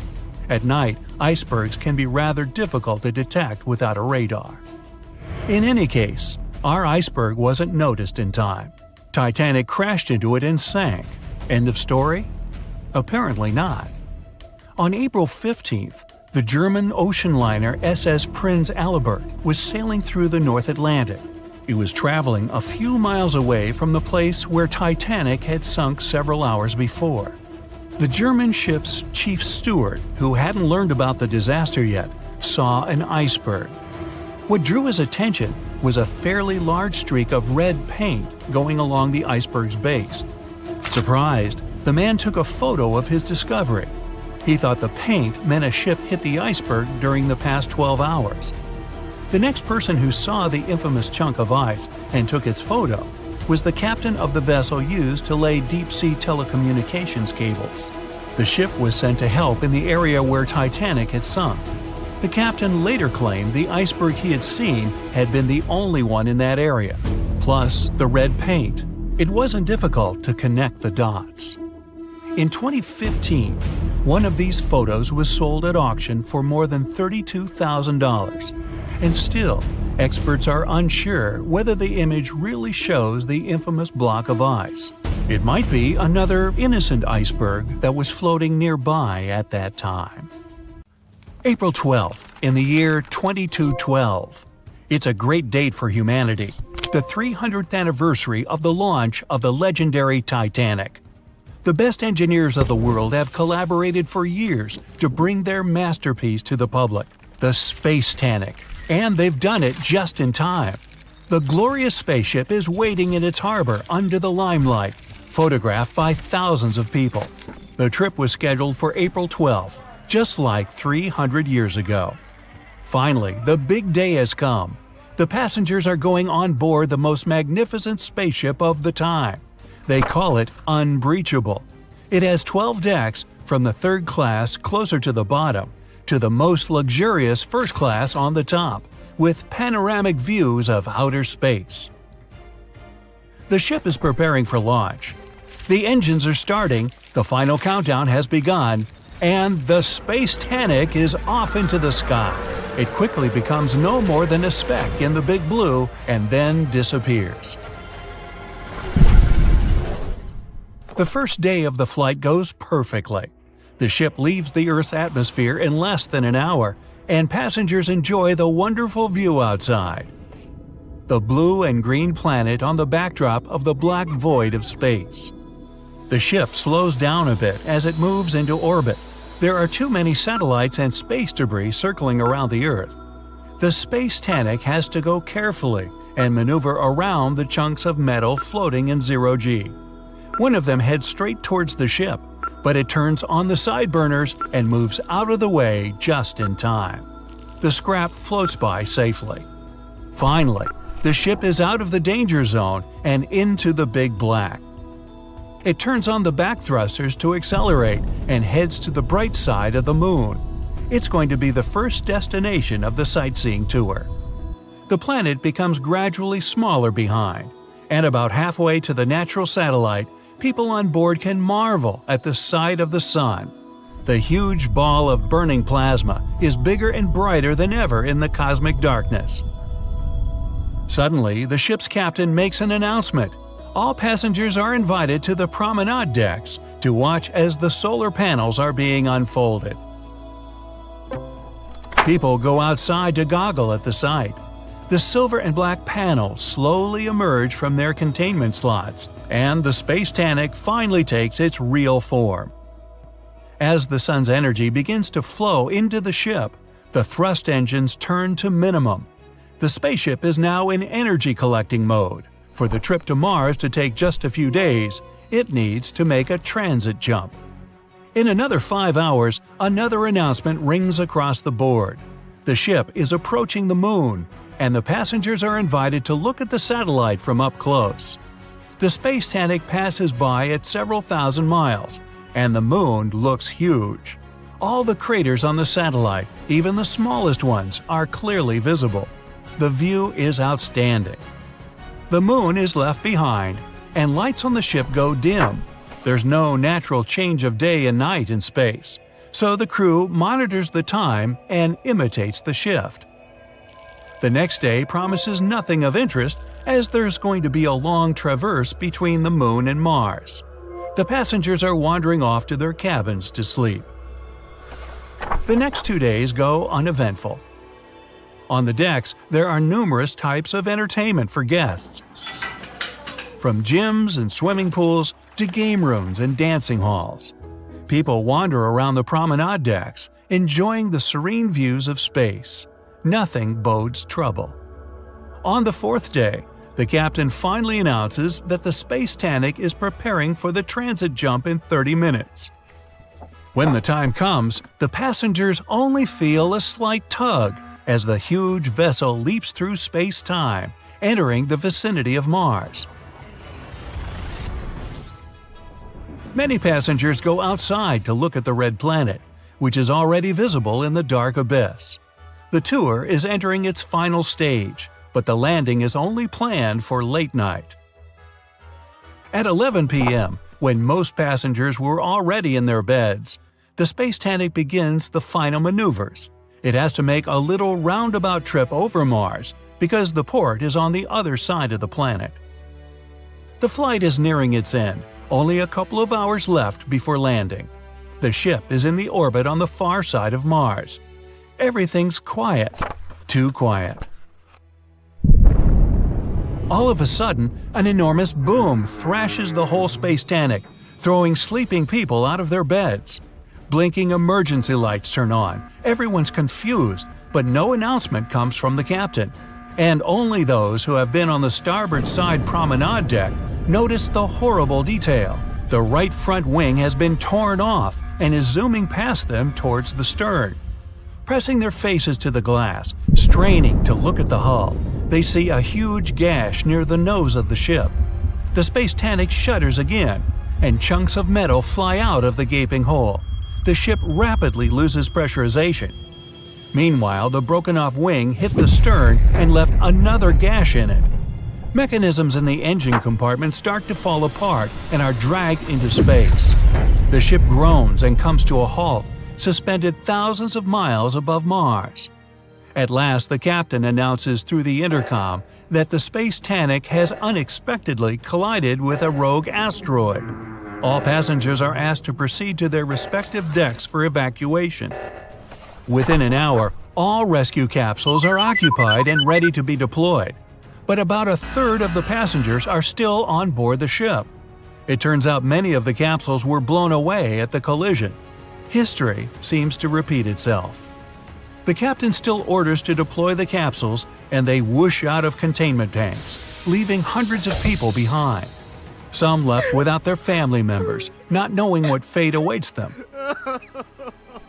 The capsules float in space for a few seconds and then turn on their thrust engines, heading to the Martian surface. Another order from the captain. Everyone is to go down to their cabins and put on pressurized suits stored under their beds. As the passengers rush to comply, the Space Titanic sends distress signals to Mars and everyone in the vicinity.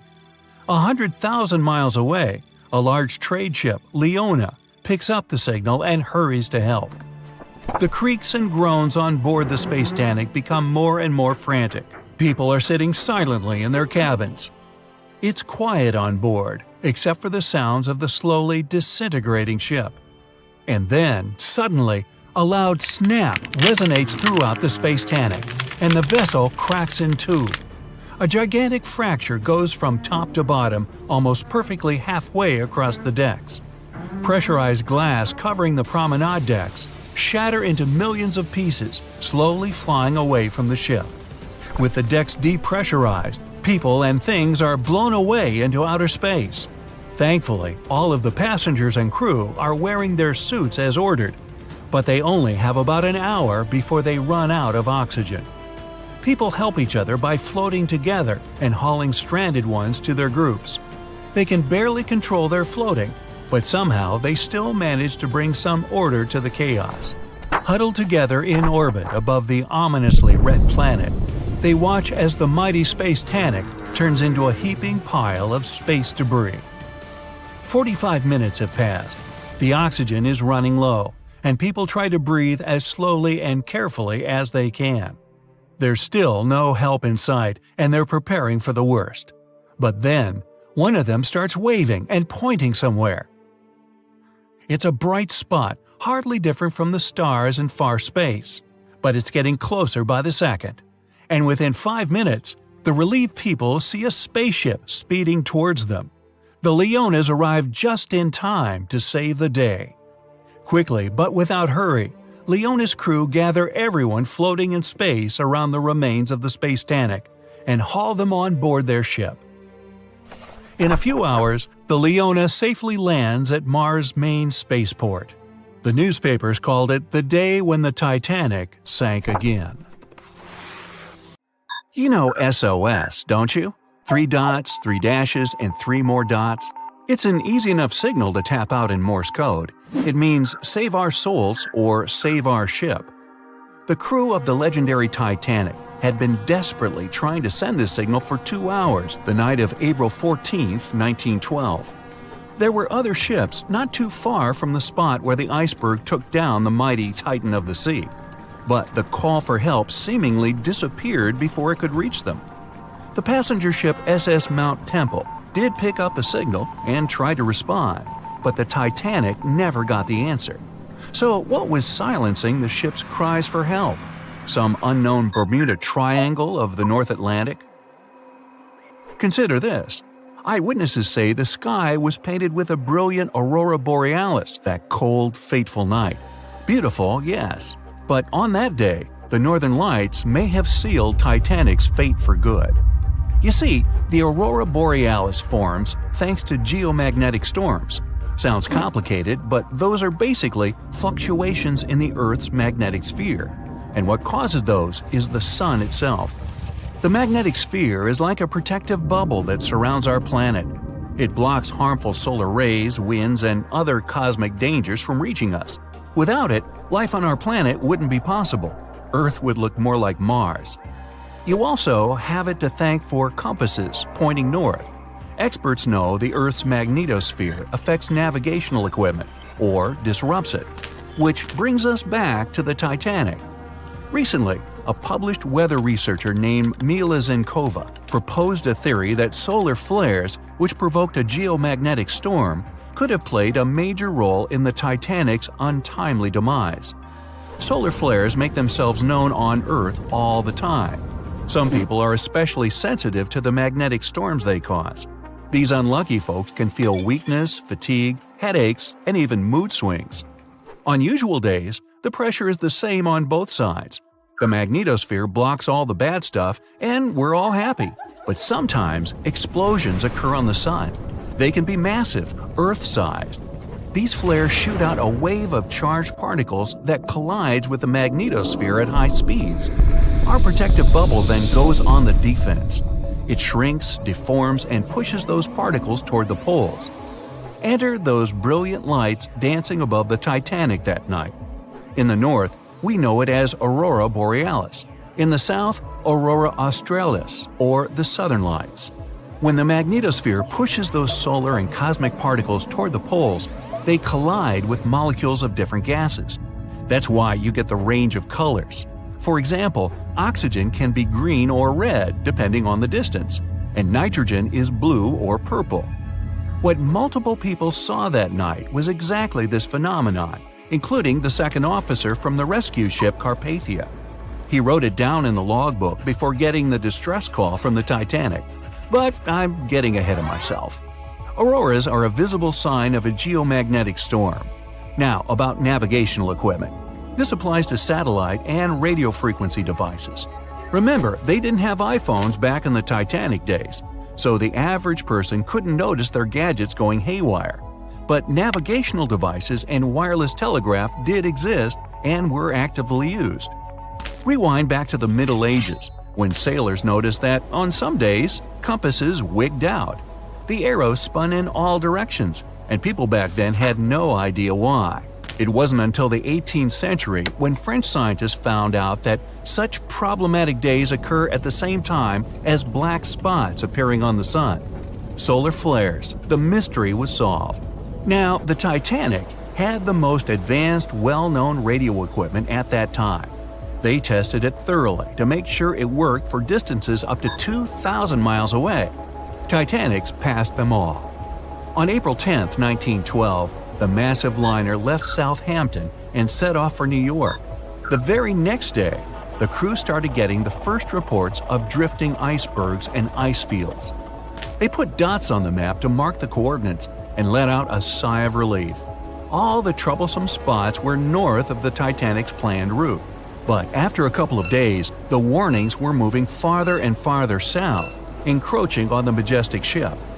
On April 14th, Captain Edward Smith decided to change course to the south in hopes of bypassing the ice.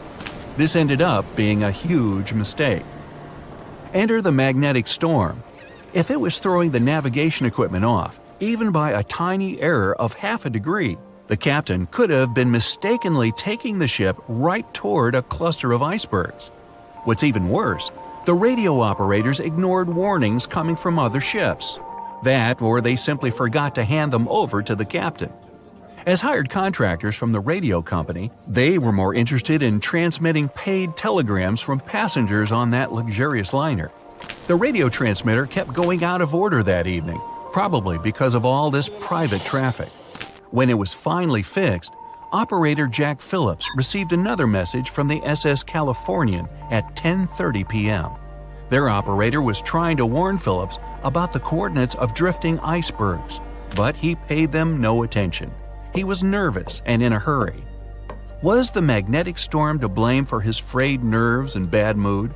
We can only speculate. But as you know, some people are more sensitive to these things.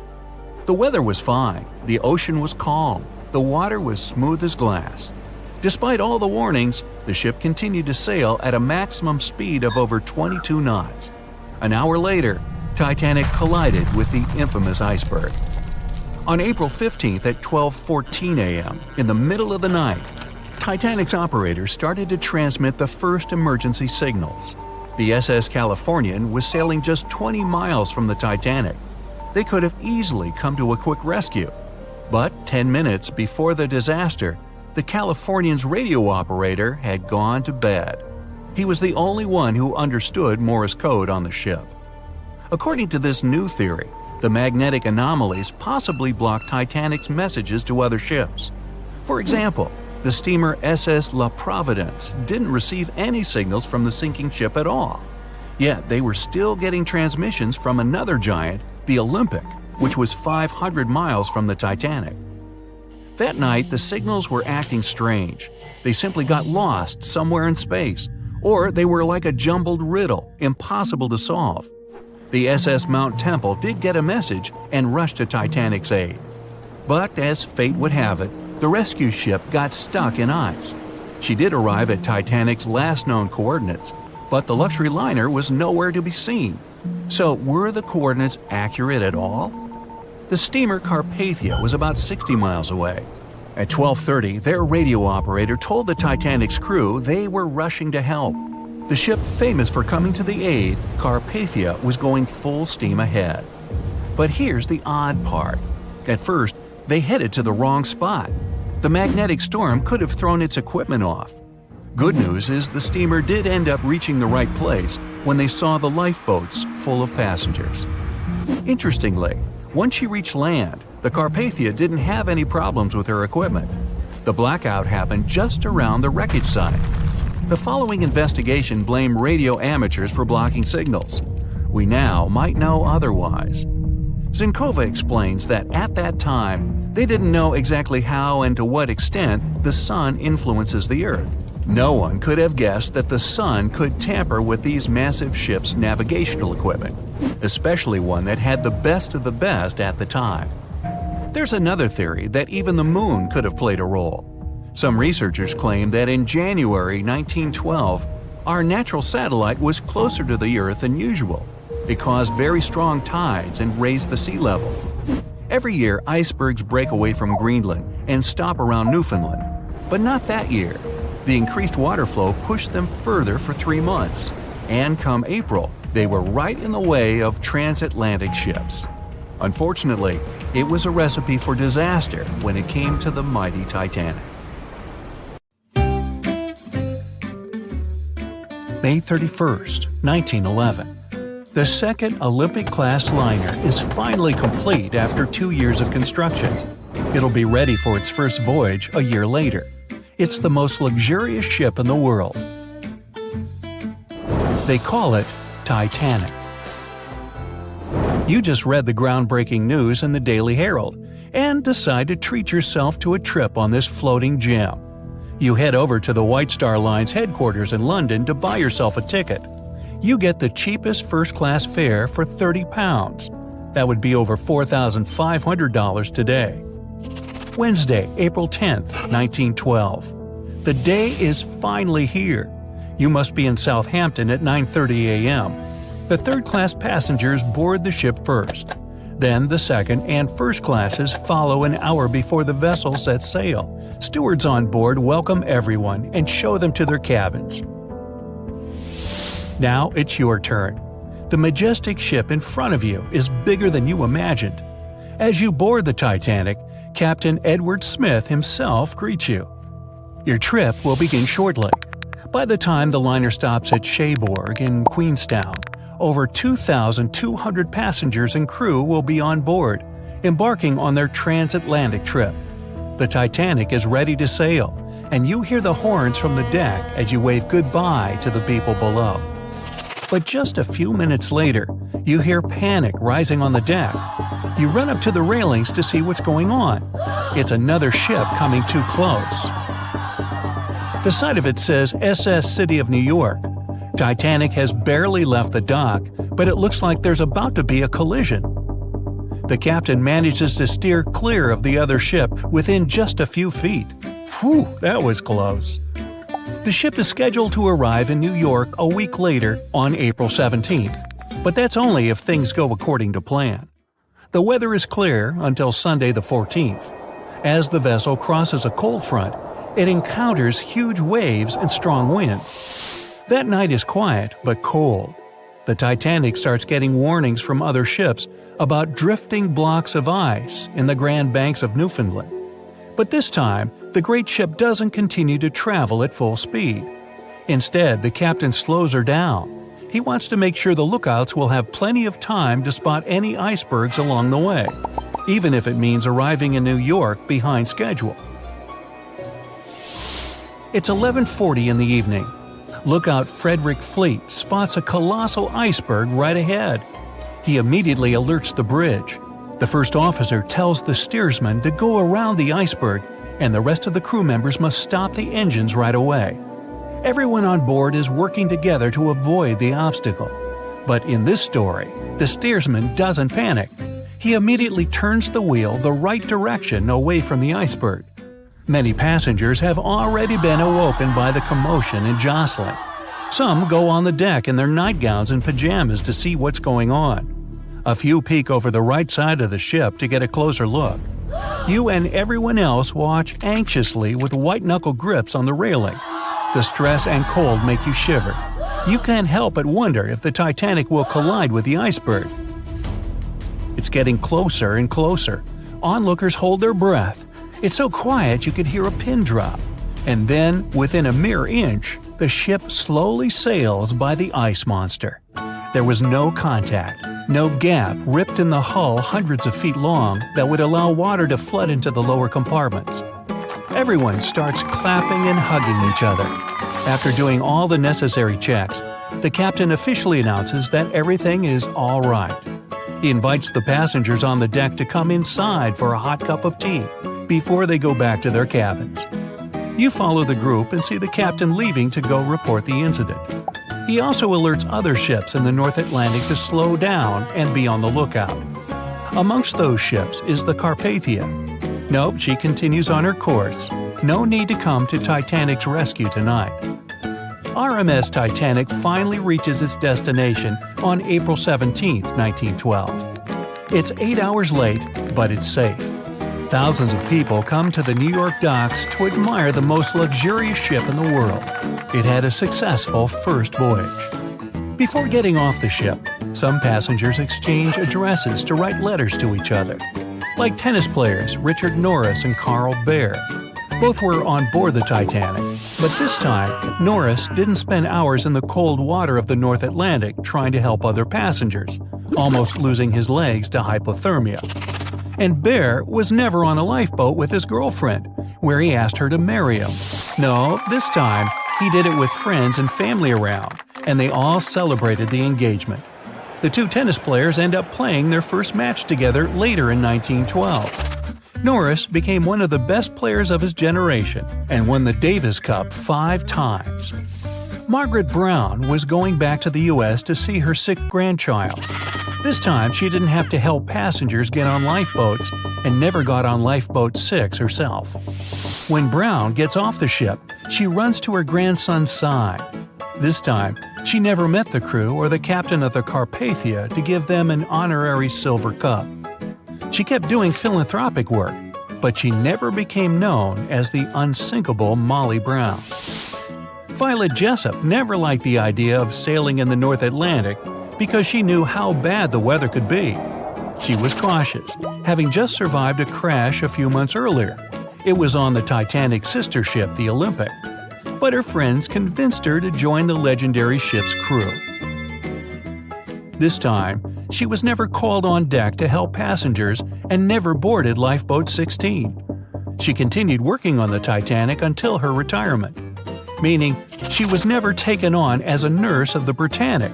and in November 1915, it didn't become the third shipwreck Jessup would survive. Bandmaster Wallace Hartley went on the voyage to make new possible contacts for future work, but he kept playing to entertain passengers. This time, he never played music to a panicked crowd of people while the ship was sinking. He survives. He goes home to his fiancée, gets married, and starts a family. He continues entertaining people on the North Atlantic run.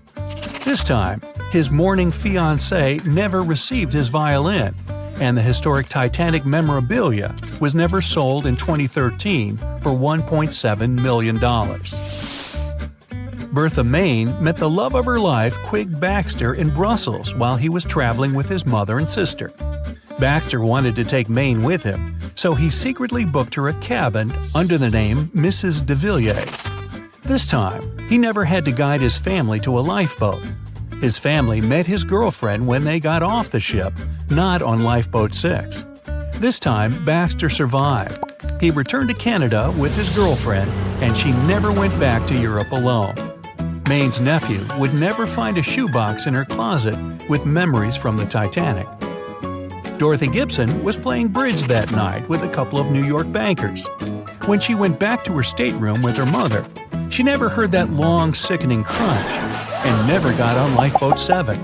And in May 1912, she doesn't star in a movie about surviving the Titanic because there was no crash to survive. She went on to do great things, and she eventually moved to France with her mom. In this hypothetical story, the Titanic went on to have a successful career.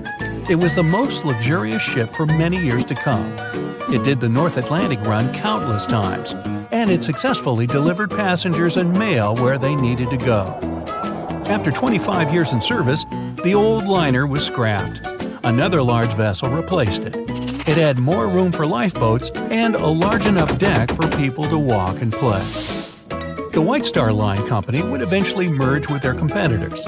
But this time, because their ships didn't sink, they made enough profit to continue going strong. In 1980, the company would become a major airline. Their first trip was from Dublin to New York. The plane was nicknamed Titanic in honor of the airline's historic ship. And this time, in 1985, the only thing oceanographers find at the bottom of the North Atlantic is corals, fish, and mollusks. And a rather large blue diamond necklace. Hold on. Nah, just some broken blue glass. Never mind.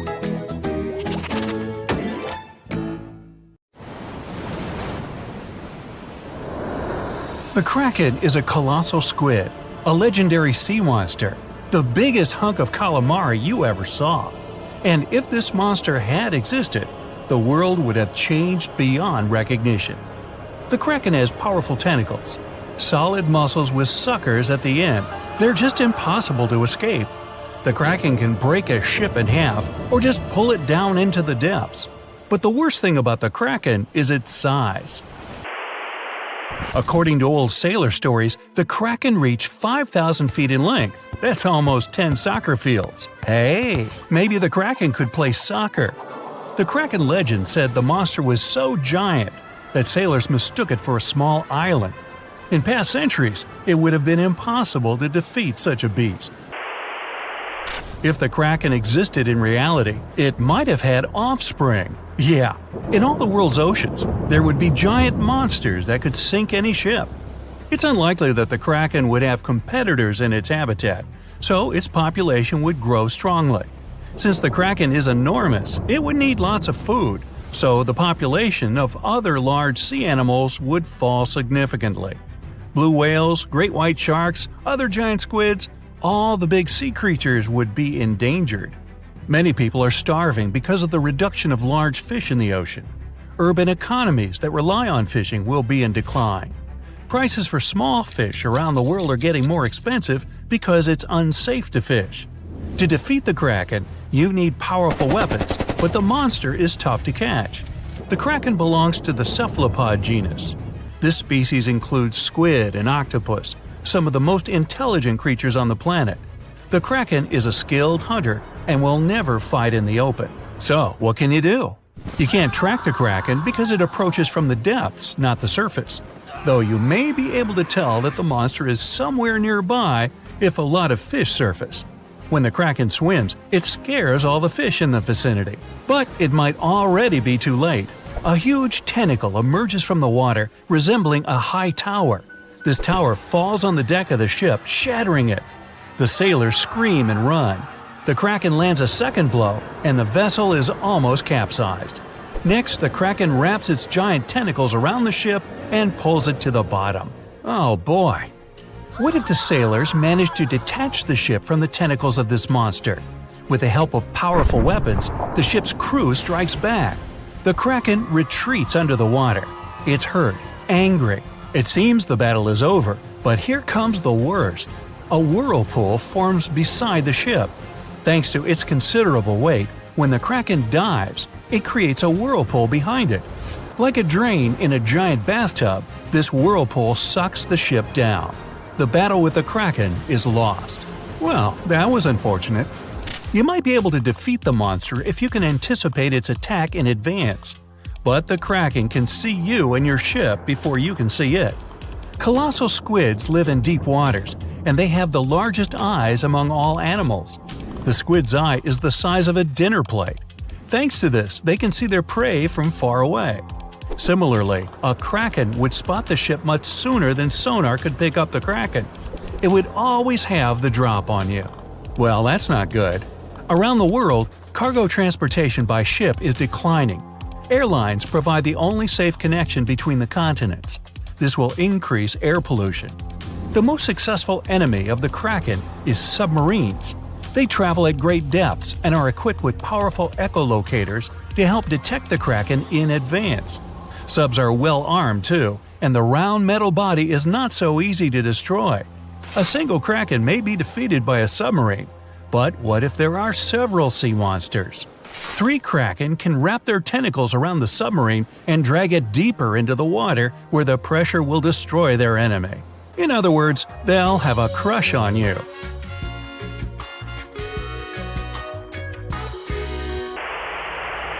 The existence of the Kraken will have dramatically changed the development of many countries. What if Christopher Columbus, on his famous journey, noticed an island that he thought was the New World? He approaches it, but tentacles emerge from the island and sink Columbus's ship. The colonization of North America is delayed, maybe until airplanes are invented, and the first crewed flight wasn't until the 20th century. There would be no Hollywood. There would be no hamburgers, no famous American music playing. There wouldn't be YouTube, which means you wouldn't be watching this video right now. Worst of all, the internet wouldn't exist either. And all this because of one stupid monster squid. The Vikings wouldn't sail on their long ships to raid and settle foreign territories. The history of Norway, Sweden, Finland, and other Nordic countries would have changed drastically. Hey, maybe the Titanic wouldn't have hit an iceberg, but a giant sea monster instead. Though, it's unlikely that people would take trips on huge ocean liners in a world where the Kraken exists. Maybe though, the Kraken isn't all that aggressive. Still, they need a lot of food, and because of the growing population of these monsters, there will be much less food in the ocean. Therefore, the Kraken will increasingly come to the surface for hunting. In the future, the Kraken will migrate closer to the shore. In many countries, people then are not allowed to swim in the ocean. Imagine floating on the waves and a monster the size of a skyscraper is swimming right below you. Relaxing at sea and on the beach will no longer be popular. Many countries that live off tourism become impoverished. When the Krakens grow hungrier, they try to capture prey from land. A huge squid could attack small port cities. Houses, docks, streets, everything can be crushed. A tremendous amount of plastic is thrown into the ocean near the coasts of large countries. Billions of tons of plastic will bother the Kraken. An angry, hungry monster can attack bridges like the Golden Gate Bridge. Imagine that a huge squid surrounds the bridge and blocks all traffic. Some of these squids could break the strong cables with their power, and the entire structure would collapse into the water. Ooh! It's good that the Kraken doesn't really exist to swim in our seas and oceans, at least as far as we know. But could the monster have actually existed? Legends stretch back years. but scientific evidence appeared in the middle of the 19th century. In 1857, a 3-inch diameter squid beak was discovered on the coast of Denmark.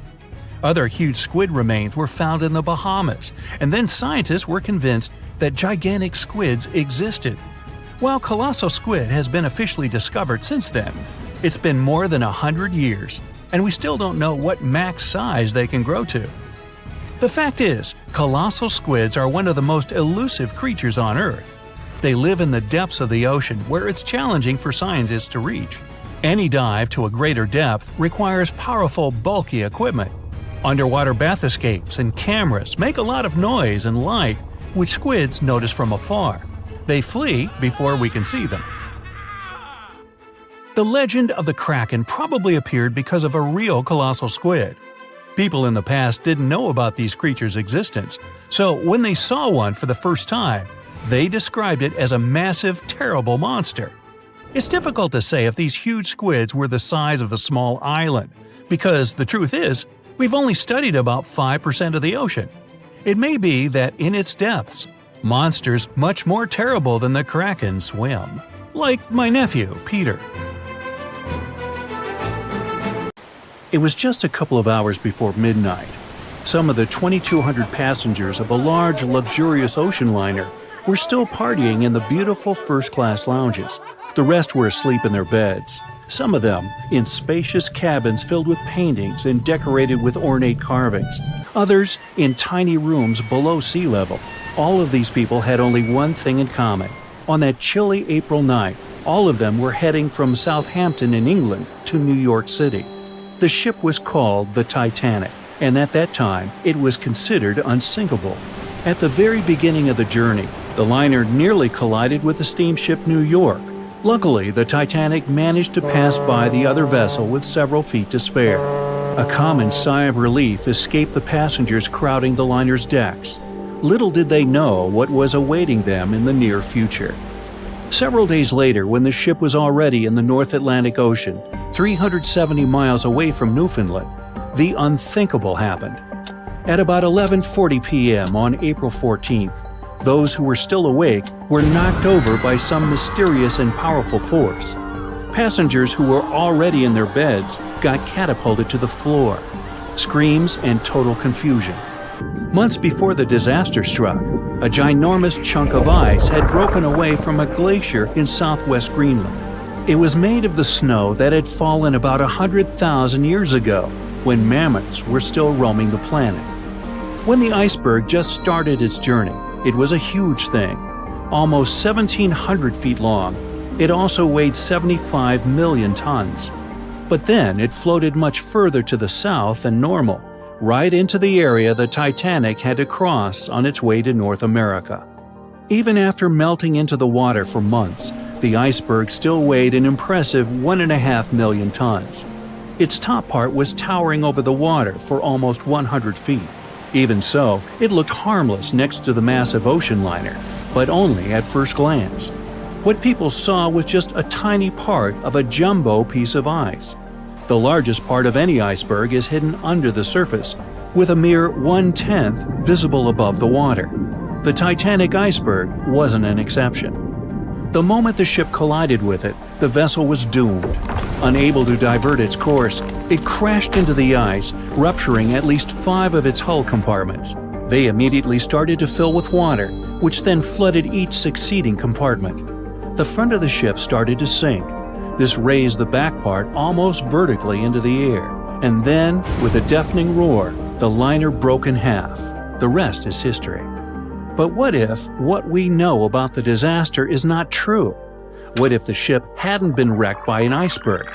What if it had been something more treacherous and way more alive that sank the Titanic? Far, far beneath the surface, in the ocean's dim, dark depths, a shadow lurks. Imagine an enormous creature, round, flat, and full of arms, or rather, powerful tentacles. It resembles a giant squid or octopus, but much, much bigger. Its descriptions go from as long as 10 ships to 1.5 miles long. Rumor has it unlucky sailors sometimes mistake the sea monster for an island. But instead of stepping on dry land, they're dragged down into the ocean. These people meet the Kraken, a legendary creature feared by everyone who sets off on a sea voyage. Usually, the Kraken haunts the seas off the coast of Norway through Iceland and all the way to Greenland. Who knows what has brought the beast further away from home? The waters of the North Atlantic are just as chilly, and the creature feels good and curious. Once it notices the Titanic, the ship has no chances to escape its attention. It's dark. That's why those on the ocean liner don't notice the first alarm bells. The water around the ship starts to bubble. If you strain your ears, you can hear bizarre gurgling sounds.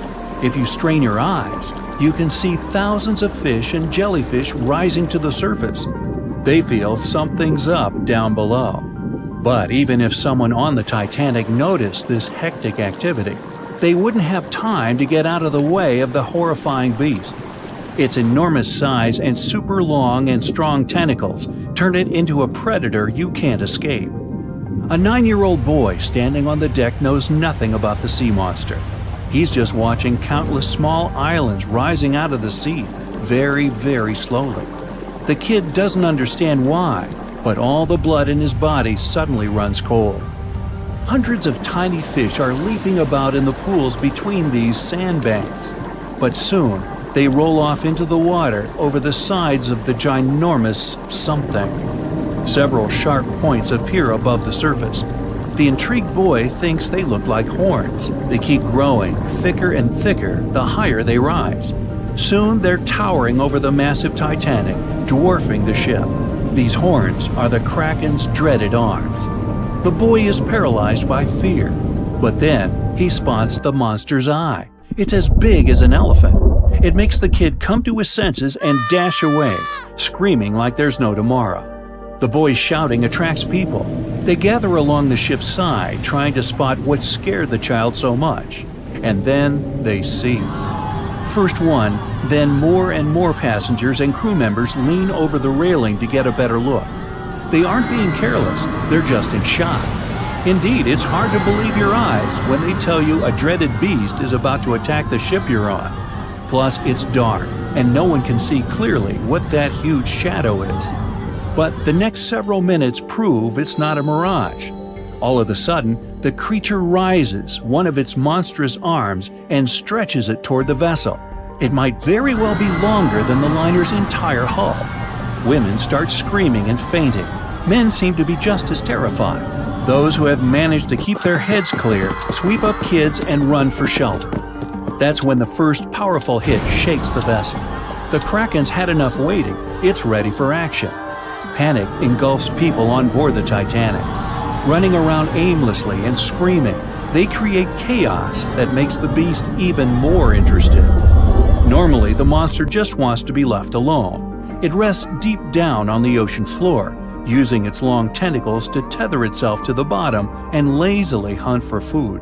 It only rises to the surface when the weather's unusually warm, or when it gets disturbed. The Titanic is probably too massive and loud. It draws the creature out of its slumber. When the beast gets to the surface and sees a large, glistening boat, wow, the thing mesmerizes the creature. It holds out one of its tentacles to touch the unusual construction. The material is hard, and the beast wonders if the thing will break when squeezed. Without wasting much time, it wraps several arms around the ship and tries to squish it. Tiny creatures fussing around, falling overboard, and making annoying high-pitched noises start to irritate the Kraken. It's getting angry. Easing its grip, the monster circles the Titanic several times, getting ready for the next attack. This time, the strike is much stronger. It bends the metal and makes it brittle. One more movement of a deft tentacle, and the ship starts to fill with water. The Kraken retreats, as if to enjoy the results of its efforts. But then, it notices the ship trying to speed up in futile attempts to put some distance between itself and the monster.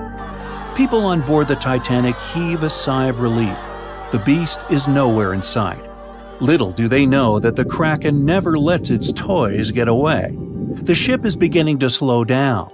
Its rear part is slowly lifting up, and the front is going down underwater. Passengers and crew members are falling over onto the decks. Most of them are too scared to make a sound. That's why everything's happening in almost complete eerie silence. Until the ship breaks into two parts under its own weight. The crash is so powerful that it scares away even the Kraken. Spooked, the beast dives back into the ocean, which creates a massive boiling whirlpool in that spot. The suction is dragging what's left of the Titanic to the depths of the ocean. The most tragic thing here, though, the Kraken isn't even interested in people on board the ship.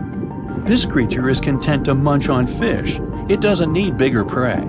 It's the animal's curiosity that's now pulling the huge ship down to the bottom. Does the majestic liner have any hope?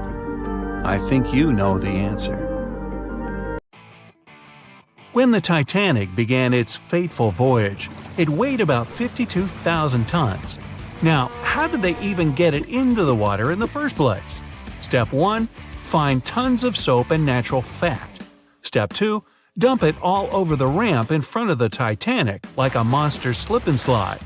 They even put grease all over the outside of the ship to make sure it didn't get scratched, dented, or even rip open. Just like that, the Titanic plopped softly into the water and the workers and owners breathed a sigh of relief. At least that part went well. When they built the Aswan Dam in Egypt, they needed to clear out a huge area for the new artificial lake. Almost 100,000 people had to move out of their homes. That was the easy part. Engineers now had to try to move two huge ancient Egyptian temples, or they'd be lost underwater forever. The answer? Thousands of engineers and builders. The temples were built into a mountain, so first they had to detach it using bulldozers and jackhammers. Then they had to take it all apart like a humongous Lego project. Statues, roofs, walls, sculptures, pretty sweet Lego set. Then they cut the temples into bite-sized bits, over 1,000 of them. Each one weighed the same as 3 elephants. So where did they put it all back together? On the same mountain, just 200 feet higher. It took 5 years and about $300 million in today's money. I think even the pharaohs would have been impressed. Now, say you're thirsty, so you grab a glass of water. But where does that water come from? In Saudi Arabia, it comes from salt water. You just need to get the salt out, no biggie. That calls for an evaporator. Saudi Arabia's machine brings fresh water to 300,000 people. Not bad for so much desert. The evaporator weighs 5,000 tons, and it's pretty big, like 10 basketball courts big. They hired a special ship to bring it from Vietnam to Saudi Arabia, but even that was too small. After making the ship a little bigger and making a successful cross-continent journey, the evaporator finally touched down in the Middle East. Then it was easy. Just grab 30 tractor trailers and pull. Pretty impressive, but the largest thing ever moved on Earth is way bigger. Enter the Norwegian Troll gas production platform. It weighs more than the Titanic and is way taller than the Empire State Building. But the engineers weren't scared, even though they had to drag the thing 120 miles from shore. They hooked up 10 powerful boats and pulled it along for a week. That thing cost $1 billion to make, so they had to be careful. The boats were actually pulling it in all directions to keep it steady, then slowly making their way out to sea. Once it got there, its 4 powerful legs were secured with concrete, about as much as you'd use to build 200,000 houses. That part of the sea can be quite rough, so they had to make sure it wouldn't move at all. Natural gas can set on fire, even in the middle of the sea. You gotta move out of town, but you're used to your house, your big kitchen, cozy fireplace. No problem. Take your home with you. About 500 years ago, an Italian architect was constructing the local city's administration building, but the local church bell tower was getting in the way. The solution? Pick up the tower and move it. The architect built a wooden frame around the tower and shifted it using ropes, blocks, and a lot of people power. Since then, a lot of buildings have been moved around, but what happened in China changed everything. In 2004, engineers shifted the Fugang building about 120 feet. It was the heaviest building ever moved, but it only took 11 days. They worked day and night to get it done so fast. 10,000 years ago, a meteorite fell on Greenland. It was the only source of iron for the local people, who started breaking pieces off to make knives, harpoons, arrowheads, and even jewelry. Talk about good luck. Over time, the locals split the meteorite, named Cape York, into a bunch of pieces. Arctic explorer Robert Peary wanted to bring the biggest piece back to the U.S. So, how do you move 30 tons of space rock without trucks or paved roads? Plus, it's 1897 and freezing cold. It took 3 years, but he did it. He ended up building a railway with a special platform to pull it to the nearest shore. It was the first and last railway in Greenland. Peary sold the meteorite for $40,000. Today, that would be about $1 million.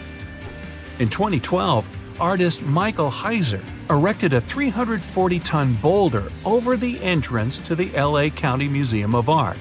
It was called Levitating Mass. Installing it was easy. Getting it there, not so much. They had to use a 290-foot trailer and 6 different trucks. They only drove at night 100 miles through 22 cities. The most insane part, it ended up costing $10 million. The Swedish ship Vasa, built about 400 years ago, was almost a celebrity. People were amazed by its size, beautiful decoration, and gold sculptures. First time out to sea, it sank. Why? A gust of wind. Oops. Anyway, about 80 years ago, they decided to pull it out. One plan was to fill it with ping pong balls and freeze it in a block of ice. But instead, they just tied some ropes around it and used 18 lifts to drag it along the seabed to a shallow area. From there, it was pretty easy to lift it out. It was mostly made of wood, not much metal. The ship survived quite well because of the cold seawater and even floated by itself. The shuttle Endeavour flew 25 missions into space, and in 2012, NASA decided it deserved a break. Its retirement home would be the California Science Center. The massive shuttle was loaded onto trailers and driven through LA at the amazing speed of 2 miles per hour. It was the first and probably last time that a spaceship would drive through a big city.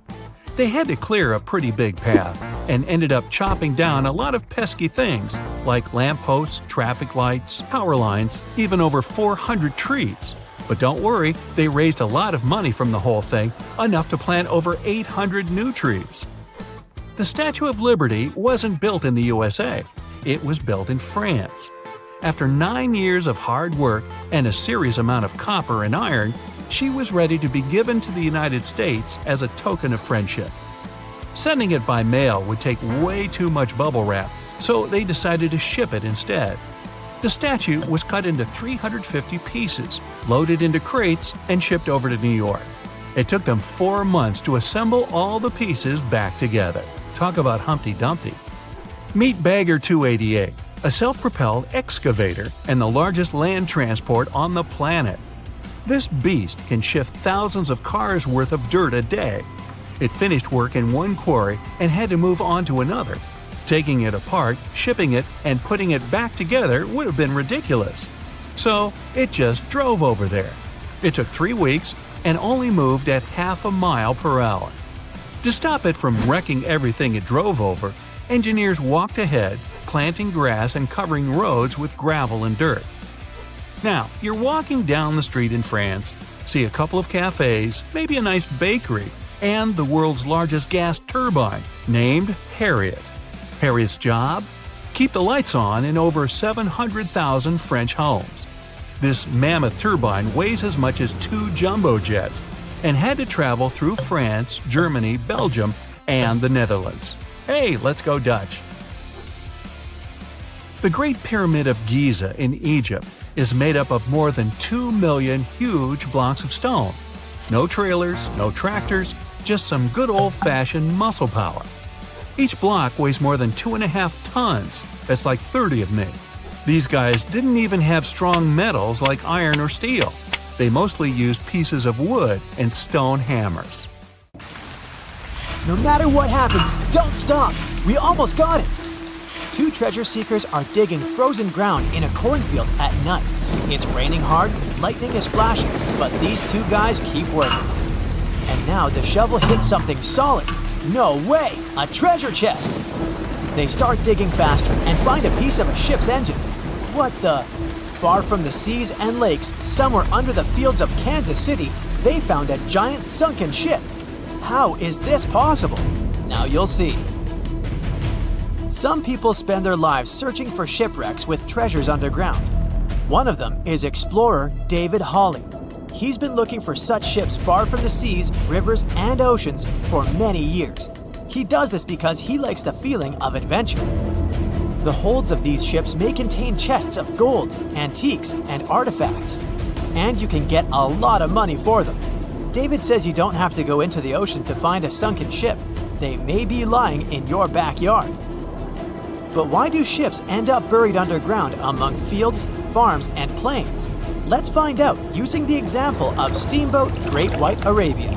According to old records, the newspaper clippings, this ship had been carrying about 200 tons of treasure before it sank in 1856. Many rumors and local legends said the ship was lying underground, a few miles northeast of Kansas City. It was there because people deliberately altered the riverbed and channels of the Missouri River in the second half of the 19th century. They artificially brought the shores closer to each other. They narrowed the river to increase the flow's speed, so boats could sail much faster.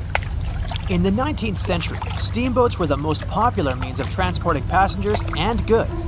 Before railroads, they extended the western border across the Mississippi and Missouri rivers and brought supplies to people. That's why it was so important to increase the speed of their movement. So, on September 5, 1856, Arabia was sailing along such an estuary. It came across a snag sticking out of the water. A piece of log quickly flooded the ship. Fortunately, all passengers were evacuated. But the steamer and its precious cargo reached the silt bottom of the Missouri River in a few minutes. Several years had passed. Everyone forgot about the vessel. During this time, the course of the Missouri River had changed. But Arabia remained under the wet, muddy bottom. The soil level above it was getting higher, and the ground was losing moisture. Eventually, many decades later, a cornfield formed above the sunken ship. In the 1980s, one farmer owned this area, and he had no idea what was hidden in his territory. David Hawley carefully studied the history of the sunken ships of the USA. He knew that hundreds of steamers had gone underwater all over Missouri, but most of all, he was interested in Arabia, as there were rumors that it was filled with gold and other valuable things. The territory of cornfields in Kansas was vast, but David Hawley knew how to search properly. In 1987, he started working. First, together with his brother and father, they collected all the clippings from old newspapers they could find. They were looking not only for information about the steamer, but also for maps of the Missouri River. They tracked its historical changes, checked the dates, and identified a large area where the steamer sank. Next, they used electromagnetic testing and other geological stuff to study the soil and find the right place. They searched for differences in ground moisture and density. Then, they went through the territory with powerful metal detectors. And so, by the fall of 1988, they had determined the location of the steamer. Arabia was the size of a football field. This gigantic vessel lay 45 feet underground, 4 stories down. But before they started excavating, they had to ask the owner of the cornfield for permission. For the farmer, this news was a big surprise. He agreed, on the condition that the excavations would be completed by spring so that he could sow a new crop. Digging a giant ship in winter is much more difficult and expensive than at other times. It includes additional equipment, electricity, and heating costs. The team worked day and night. They financed the excavations out of their own pocket. Each invested more than $10,000 and took out a bank loan. Finally, they noticed the first details of the ship. The shovels hit the huge engine boilers and the deck. The goal had been achieved. Most of the cargo lying inside the sunken ships is covered with rust, shells, mud, and is badly damaged. The contents of Arabia were in excellent condition, considering that the ship had sunk 130 years prior. Unfortunately, they didn't find the chests of gold. Still, they got several tons of other valuable cargo, household items of people who lived in the middle of the 19th century. It was a time capsule. The ship was carrying supplies for hundreds and thousands of people, and all these things were perfectly preserved. For example, they could clearly see the brand stamp Goodyear Rubber Company on one rubber shoe. The longer the excavations continued, the more things David and his team found. In the barrels, they found plates from the 19th century. They were intact and usable. Also, there were clean clothes, thousands of pairs of shoes, harpoons, frying pans, and umbrellas. The ship was carrying cargo to supply about 16 small towns. Yes, it's not gold, but such artifacts are also precious. The contents of the ship could be worth millions. However, the crew wasn't going to sell these things. They made a museum on the site of a former fruit market in Kansas City. If you go there, you will immediately feel like you're in a department store of the 19th century. There are thousands of items in good condition. Even the matches here are dry enough to light up. It took David many years to present the entire collection from the steamship. He values each of the items and doesn't want to sell them. Anyone can come here, pay for a ticket, and find themselves in the past. Who knows, maybe there's an old ship hidden in your backyard too. Geologists found an older vessel in the hot desert of Namibia in 2008. This ship sailed back in the days when pirates scared sailors on the seas, and now it's inside a dried-up lagoon. The ship sailed from Lisbon in 1533 and disappeared with the crew near a small diamond mining town. After almost 500 years, the hull had been badly damaged. Only the carcass of the ship remained, but the treasure hidden inside the vessel stayed intact. They carefully studied the boat for a long time, trying not to ruin anything. And then, 5 days later, they found a big old chest in the hold. Carefully opening it, they found gold coins there. Thus, the cost of the ship was estimated at about $10 million. The exact cause of the shipwreck is unknown, but experts believe the ship was destroyed by heavy cargo and bad weather. It went to the bottom of a lagoon that later became a desert. Some find an airplane in their backyard, others discover a ship, and one man found a passage to an ancient secret city in his house. This happened in Turkey in 1963. The owners of the building decided to make repairs. He went to his basement and knocked down the wall to turn this place into a living room. And so, behind one wall, he found a tunnel leading underground. The man thought it was some kind of a secret chamber. He went down there and realized it was something much more than that. It was an ancient city 18 floors deep. People built it in the years 780 to 1180 as a refuge from weather disasters and the invasion of enemies. This place also includes many underground tunnels that stretch for several miles in different directions. People could get to the town from different points using secret passages leading to these roads. The city can accommodate about 20,000 residents, livestock, and tons of food supplies. Archaeologists have also found a chapel, schools, stables, and public kitchens there. More than 25 million people boarded cruise ships globally back in 2017. It may not seem like a lot, but that's more than the total population of Belgium. It's a great vacation alternative with an added bonus. You can sample various different destinations for future time off in one single trip. If you've already booked a trip on a cruise ship, but you still have no idea what you should pack, start with some research on your specific cruise location. Either way, be sure to bring deck-friendly shoes that are low-heeled. Also, add a pair that's comfortable to walk on larger distances for the days spent ashore. Depending on the season, you might want to add a few swimsuits too. If you're on any type of medication, make sure you bring it with you in its original packaging. If you're a light packer, don't worry. Most cruise ships come equipped with laundry rooms. They're kind of pricey, especially if you want your garments to be washed, ironed, and folded for you. But it does save you the extra hassle of packing more clothes or washing them for yourself. It's really important that you check in with your credit card company before boarding a ship, more so if your itinerary includes one or more foreign countries. Your credit card might get frozen if there's any unusual activity on your account. Most of these companies have algorithms that get triggered once there are charges from different countries in rapid succession, which is exactly what you'll be doing on a cruise ship. Letting them know beforehand saves you the embarrassment of having your card declined at some fancy restaurant. To make sure you get the best room, before booking it, check out the ship's deck plan. It should be available on their website. If it's peace and tranquility you're looking for, don't go for the rooms directly above or below any of the ship's entertainment points. Also, if you have a history of getting seasick, try to skip the rooms that are available at the front of the ship. Rather, go for those located in the middle of the ship on a lower deck. You'll feel less movement. If it's your first time going on a cruise, you might be surprised to know that some cabin rooms don't have windows. Before making a reservation, make sure to check out all the amenities of the room you intend to book.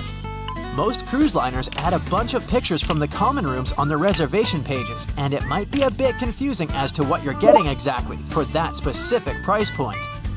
Also, some rooms on board are quite small too. If you don't like to sleep in small spaces, you might want to upgrade to a larger room, even if it's a bit pricier. You can always split the cost with a friend if they want to join you on the cruise. With the help of modern technology, even if a specific location doesn't have windows, it doesn't mean you can't watch the waves. How, you might ask? Fancier cruise ships feature a secret, added bonus. In the areas with no access to sunlight, specialists have built virtual balconies.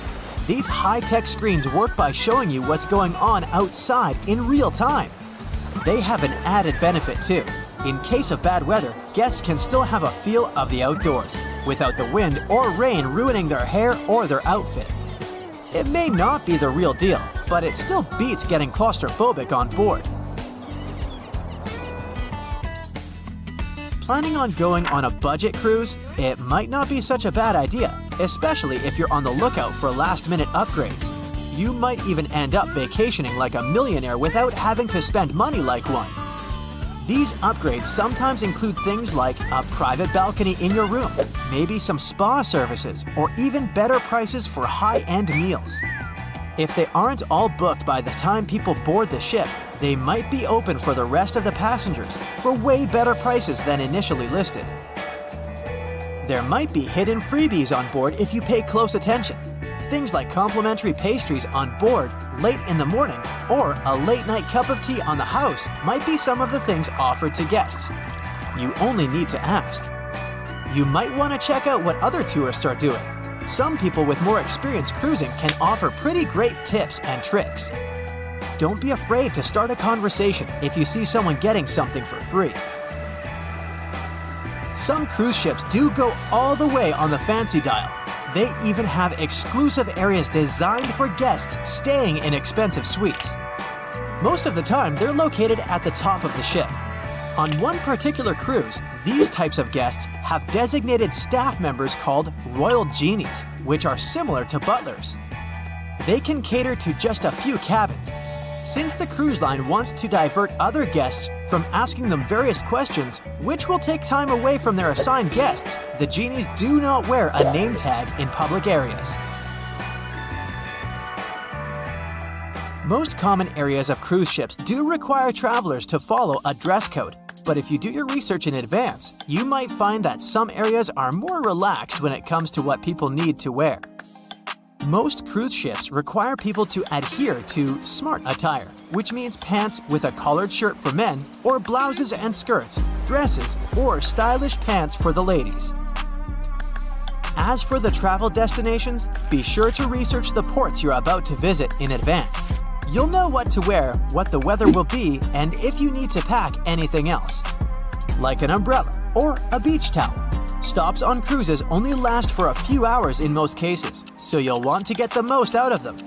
If that specific location includes museums or art galleries you want to add to your checklist, be sure to book in advance so you don't waste time waiting in lines.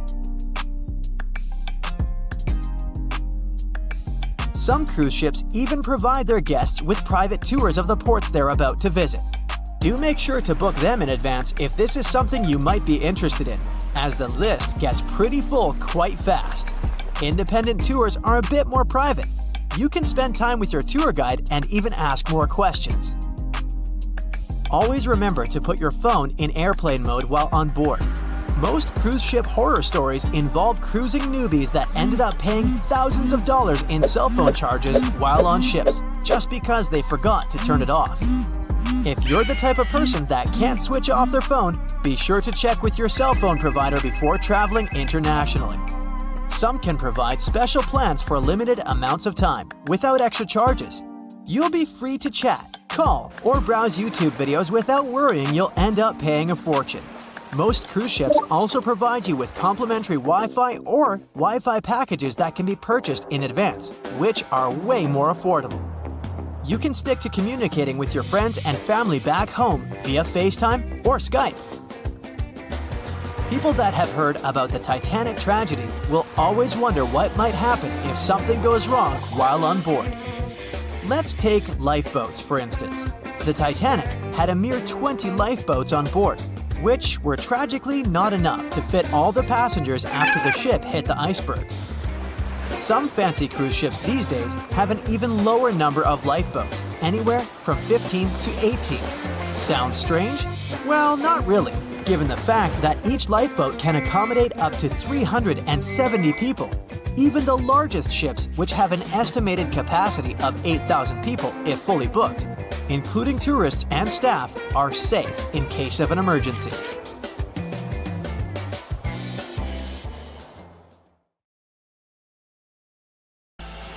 They said it was the most technologically advanced ship. They said it was unsinkable. And when it sank, they made a movie about it. These were the main reasons why the Titanic disaster became world famous. But unfortunately, this is not the only large-scale shipwreck. And sadly, there have been cases much worse than the tragedy of the Titanic. One of them occurred on April 27, 1865. The Sultana steamboat carried passengers and cargo daily between St. Louis and New Orleans. It was a pretty large wooden boat with 3 decks and was 260 feet long and 70 feet wide, almost twice the size of a basketball court. The ship could carry about 350 passengers, but on that unfortunate day, more than 2,000 people were on it. On April 23rd, she was making a routine voyage from New Orleans when it broke down. Something was wrong with the boiler, so the vessel docked in Vicksburg for repairs. At the port, the ship's captain, James Cass Mason, found out about an excellent opportunity to earn a lot of money. All he needed to do was to transfer a large group of former prisoners to the north. The captain agreed to do it, but the problem was that the boiler required a lot of time to repair. Mason was afraid that his competitors would take the job, so he decided to sail despite the malfunction the ship had. He patched up the holes in the boiler instead of a big repair and invited all the ex-prisoners on board. So, there was a broken boiler, an excess number of passengers, a lack of lifeboats, and not the best river conditions. Also, the captain refused to send the ex-prisoners to the hold, so they were all with ordinary passengers. There were strong chances for a shipwreck, but the greedy desire to earn more money was stronger. The Sultana went on a voyage and sailed up the river for 2 days. At this time, one of the biggest Mississippi floods in history began. The river overflowed its shores because of the flood, with the water level rising several feet. All the trees on the shore disappeared, and only the tops were sticking out of the water. The ship sailed opposite this powerful current, making the boiler work too hard. On the evening of April 26th, the Sultana arrived in Memphis, Tennessee, and they loaded even more, 120 tons of sugar and 200 passengers. She got incredibly heavy. Around midnight, the ship continued its dangerous journey. The captain sailed to barges to load a shipment of coal. At 1 a.m., the vessel left the barge. At 2 a.m., the broken boiler, unable to withstand the load, suddenly exploded. The Sultana was just 7 miles north of Memphis. Few people survived that day. The problem was that passengers trying to escape from the fire jumped into a cold river with a strong current. The Sultana disaster is considered the most tragic shipwreck in the history of the United States.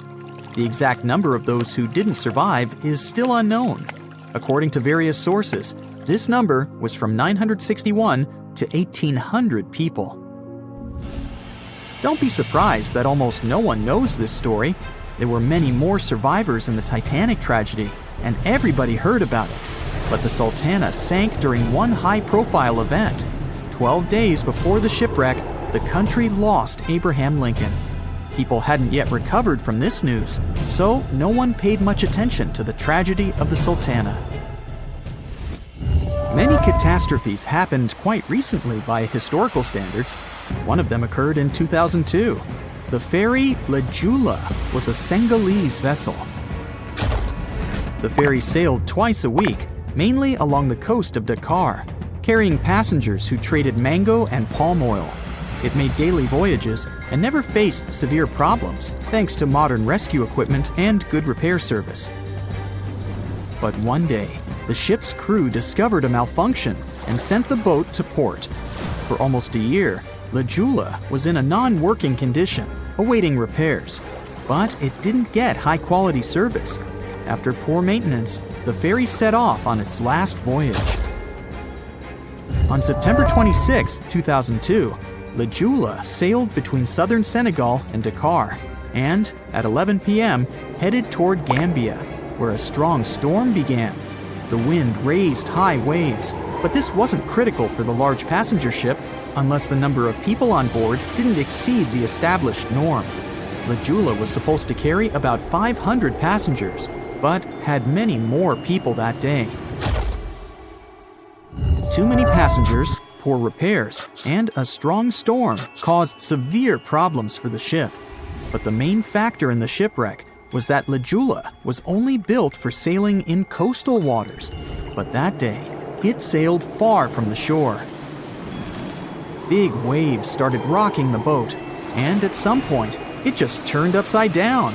The ship's deck went underwater, and its lower part stuck above the surface like an iceberg. All the passengers sitting in cabins fell on the ceiling and lost their orientation in space.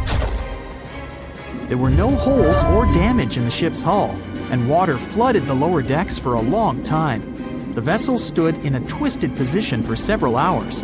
Then, the boat began to sink when the water seeped through the deck and hold.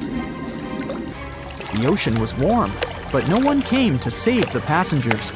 People had to wait almost 4 days to be rescued. Unfortunately, only a few managed to survive.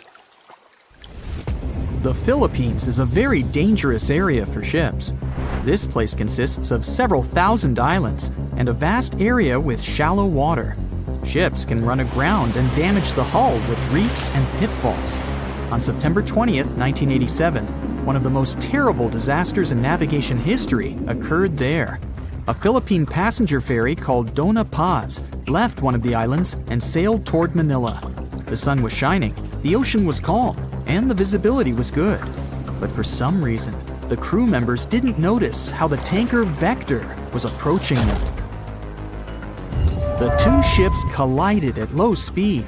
The collision wasn't strong, but the problem was that the Vector had tons of oil on board, and the Dona Paz crashed into the cargo hold where that oil was stored.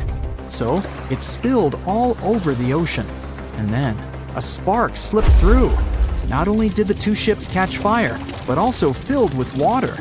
Both ships sank in a matter of seconds. Only a few dozen people survived that disaster. On September 27, 1854, the passenger ship Arctic sailed from Liverpool to New York. The fog came rolling down, and visibility got really bad. Another boat appeared out of the thick white haze, the French steamer Vesta. The ships were close enough to each other that a collision was inevitable. The French vessel was smaller, so it seemed to the Arctic's captain that Vesta had received a lot of damage. And while he was staring at the other ship, his boat got quickly filled with water. The captain gave the order to sail to the shore as fast as possible, but the ship's engines stopped working because of the flood. Then the ship's crew started to lower lifeboats with women and kids. Still, when rescuers found lifeboats with people, It turned out that only 87 out of 400 people survived, 65 crew members and 22 passengers. Surprisingly, there were only grown men among them. The ship's captain survived by clinging to the wreckage. All newspapers wrote about this story as one of the most terrible and shameful tragedies in navigation history. The survivors were criticized because they didn't save women and kids, and the crew members were accused of violating the law, since the safety of passengers should be higher than the safety of sailors. But despite this, none of them were brought to responsibility. Unfortunately, shipwrecks still occur to this day, but fortunately, there are fewer of them than before, thanks to modern navigation systems and radar. But no technology can guarantee there won't be a super strong storm or any other emergency that no one can foresee. Strange things occur in the cold waters of Antarctica. One of these things happened to a ship called Jenny. It was a small schooner whose history began in 1822. The boat and its crew set sail and disappeared a year later. For 18 years, the ship was considered sunk. People forgot about it, but in 1840, the vessel reminded the world of itself. That year, the whaling ship Hope sailed through the Drake Channel in Antarctica. The crew members noticed a ship among icebergs. It was the schooner Jenny. It was floating slowly in the dark, with no signs of life. The captain of the Hope, Mr. Brighton, gave the order to approach the mysterious vessel. They thought it was some creepy ghost ship, but as they came closer, they noticed crew members on the deck. The sailors of the Hope called out to them, but received no answer. This time, it became clear that something terrible had happened to the Jenny. When Brighton boarded, he realized that the Jenny crew members weren't missing. They were here. Frozen people stood like statues. Brighton went down to the lower deck and found the captain. He was sitting frozen at the table, holding a pen. Brighton looked at the logbook. The last record was made on May 4th, 1823. The captain wrote that he was the only living member of the crew. They spent 71 days without food. It seemed that the ship got lost in the sea because its captain went off course or sailed into an iceberg, but no one knew for sure. After that, nobody ever saw the Jenny again. According to rumors, the crew of the Hope abandoned the frozen ship and left it to drift in the cold waters. According to other rumors, this whole story is fiction. The story of the Jenny was described in a German magazine in the middle of the 19th century. Still, there was no further evidence of the ship's existence. Already in our time, Cambridge University decided to explore the case of the Jenny. The researchers discovered that one of the crew members of the Hope, who didn't disclose his name, told someone the legend of the frozen ship. Someone shared the story with another guy, and it was published in a German magazine called Globus. And that's all. There was no other evidence. One of the most famous ghost ships was the Mary Celeste, and there's no doubt about its existence. The history of this vessel was documented in court. People wrote about it in newspapers, but the most exciting thing is that the ship continued to be used even after 10 people disappeared from its deck. The history of the Mary Celeste began in Canada in 1861. When it was first built, the ship was called the Amazon. It changed captains several times, and it also hit some rocks. The boat was sold, bought, then sold again, repaired, and sailed under the name Mary Celeste. In 1872, it had a new captain, Benjamin Briggs. He was a decent, brave man with a lot of experience in navigation. He had a beloved wife, a daughter, and a son. When he went on his last voyage, he took his wife and daughter with him, and his son stayed in America. In November of 1872, the Mary Celeste sailed from the port to New York with 10 people on board and disappeared. 8 days later, another ship, the Dei Gratia, also left New York and followed the same route. Dei Gratia's captain, David Morehouse, noticed the Mary Celeste and immediately realized something was wrong. The ship was moving too freely, as if no one was controlling it. The captain tried to contact the crew members, but no one answered him. Then, together with other sailors, he climbed aboard the Mary Celeste. The ship was in good condition. There was no damage. The hold was slightly filled with water, but it could be easily pumped out. Everything seemed fine, but one lifeboat was missing. The crew members' valuables were in their cabins. The cargo was in the hold. The supplies of water and food were untouched. Judging by the records in the logbook, the ship was caught in a storm, but it was not too strong. Other ships also sailed through this storm, but nothing bad happened to them. The last record was dated November 25th, and it claimed that everything was fine. The sails of the Mary Celeste were slightly damaged, but perhaps it happened after the crew had disappeared. The whole ship was in excellent condition, but what made the people leave it? Part of the crew of the Decay stayed on board the Mary Celeste to bring it to dry land. Everything went well. They delivered the ship to the closest port. Next, the captain of the Decay appeared before the court and told about what had happened. However, the prosecutor and the judge didn't want to believe in the story of the Mary Celeste. They were sure the captain got rid of the ship's crew to get money for its cargo. According to the maritime laws of that time, if you found a ghost ship with valuable cargo, then a substantial part of this cargo belonged to you. So, many people thought that David Morehouse decided to earn some money. This version seemed to be more valid than the one about the mysterious disappearance of 10 people. Fortunately, no one accused the captain of committing a crime. They thanked him for his service and gave him a monetary reward. However, his reputation was damaged, which greatly affected his career, as many believed he attacked the crew of the Mary Celeste. But even after this terrible case, trial, and investigation, the story was not over. The Mary Celeste was still an expensive and efficient vessel. It sailed several times, but then one captain crashed it into the reefs to get insurance. The court revealed this deception and accused the captain of intentional property damage. The story of the Mary Celeste became famous all over the world. People began to build their theories, realistic and not. Someone believed the ship had sailed through the Bermuda Triangle, but this version was quickly refuted, as the route of the Mary Celeste passed thousands of miles away from the Bermuda region. Did the Kraken or another giant monster attack the ship? Nope. Since the boat was found in almost perfect condition, there were no signs of a struggle. One of the most popular versions was that the crew of the Mary Celeste stole some valuable cargo and sailed to Spain on the rescue boat. However, those who knew Captain Benjamin Briggs said he was a good, honest man. Besides, he had a son in New York, and Briggs would never leave him. A more thorough investigation revealed that a series of accidental circumstances could have caused the disappearance of the ship's crew. Before its last voyage, the vessel delivered coal.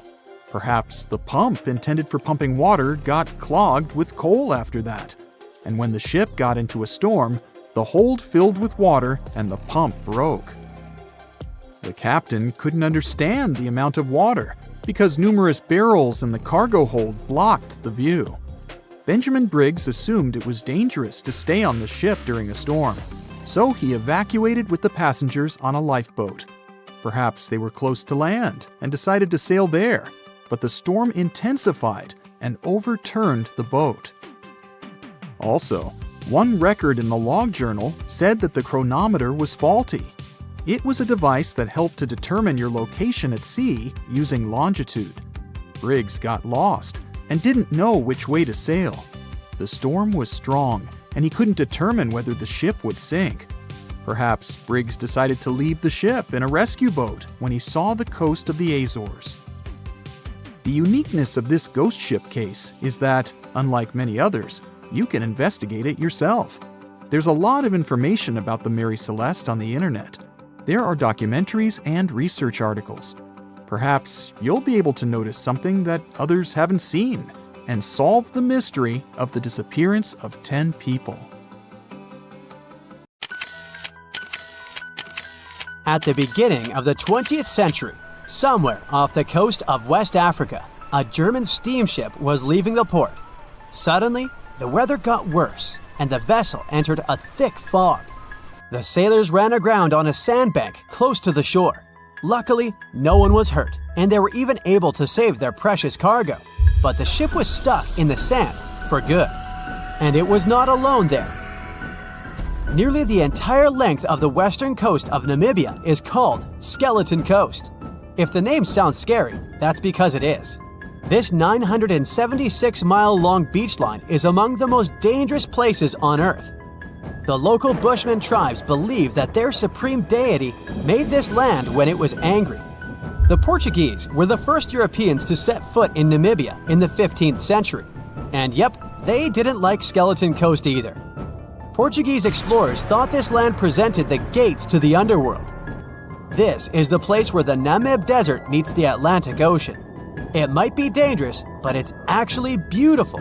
Plus, it's a UNESCO World Heritage Site. If Skeleton Coast had a PR manager, they would quit on the first day on the job. The area is not exactly tourist-friendly because of its geography and history. Beneath the sand and the waves, there is a secret ocean currently lurking for unsuspecting sailors. It's called Benguela Current. It flows towards the north along the coast of southern Africa. This part of the Atlantic is rich in marine life, but the current's land neighbor isn't that happy with the deal. This arid climate created the Namib Desert, one of the driest regions on Earth. And that marine life I just mentioned? It's sharks. 11 species of them to be exact. And yes, the great white decides to pop by once in a while. So far, we've got a desert landscape, strong currents, and sharks. Not a place for a beachside resort, definitely. But if someone ends up on Skeleton Coast, will they know they're in danger? Don't worry, they will. The beach is littered with wrecks of all sizes and shapes. If you remember that German ship I mentioned in the very beginning, its massive and rusted stern is now sticking out from the desert sand. There are some 500 wrecks in total scattered along the coast, and it's a mixed crowd, from Portuguese galleons centuries old to ships that ran ashore here in the 21st century. A modern fishing ship called Zela India managed to slip from its tow rope in 2008 and ended up on Skeleton Coast. Okay, it didn't escape on its own, it had some help from the elements. But it's better to be a tourist attraction on a beach than to be broken up for scrap. That's where the trawler was originally going, poor thing. Skeleton Coast's most famous inhabitant, to call it such a place, is the wreck of the Dunedin Star. The British cargo liner ran aground here in 1942.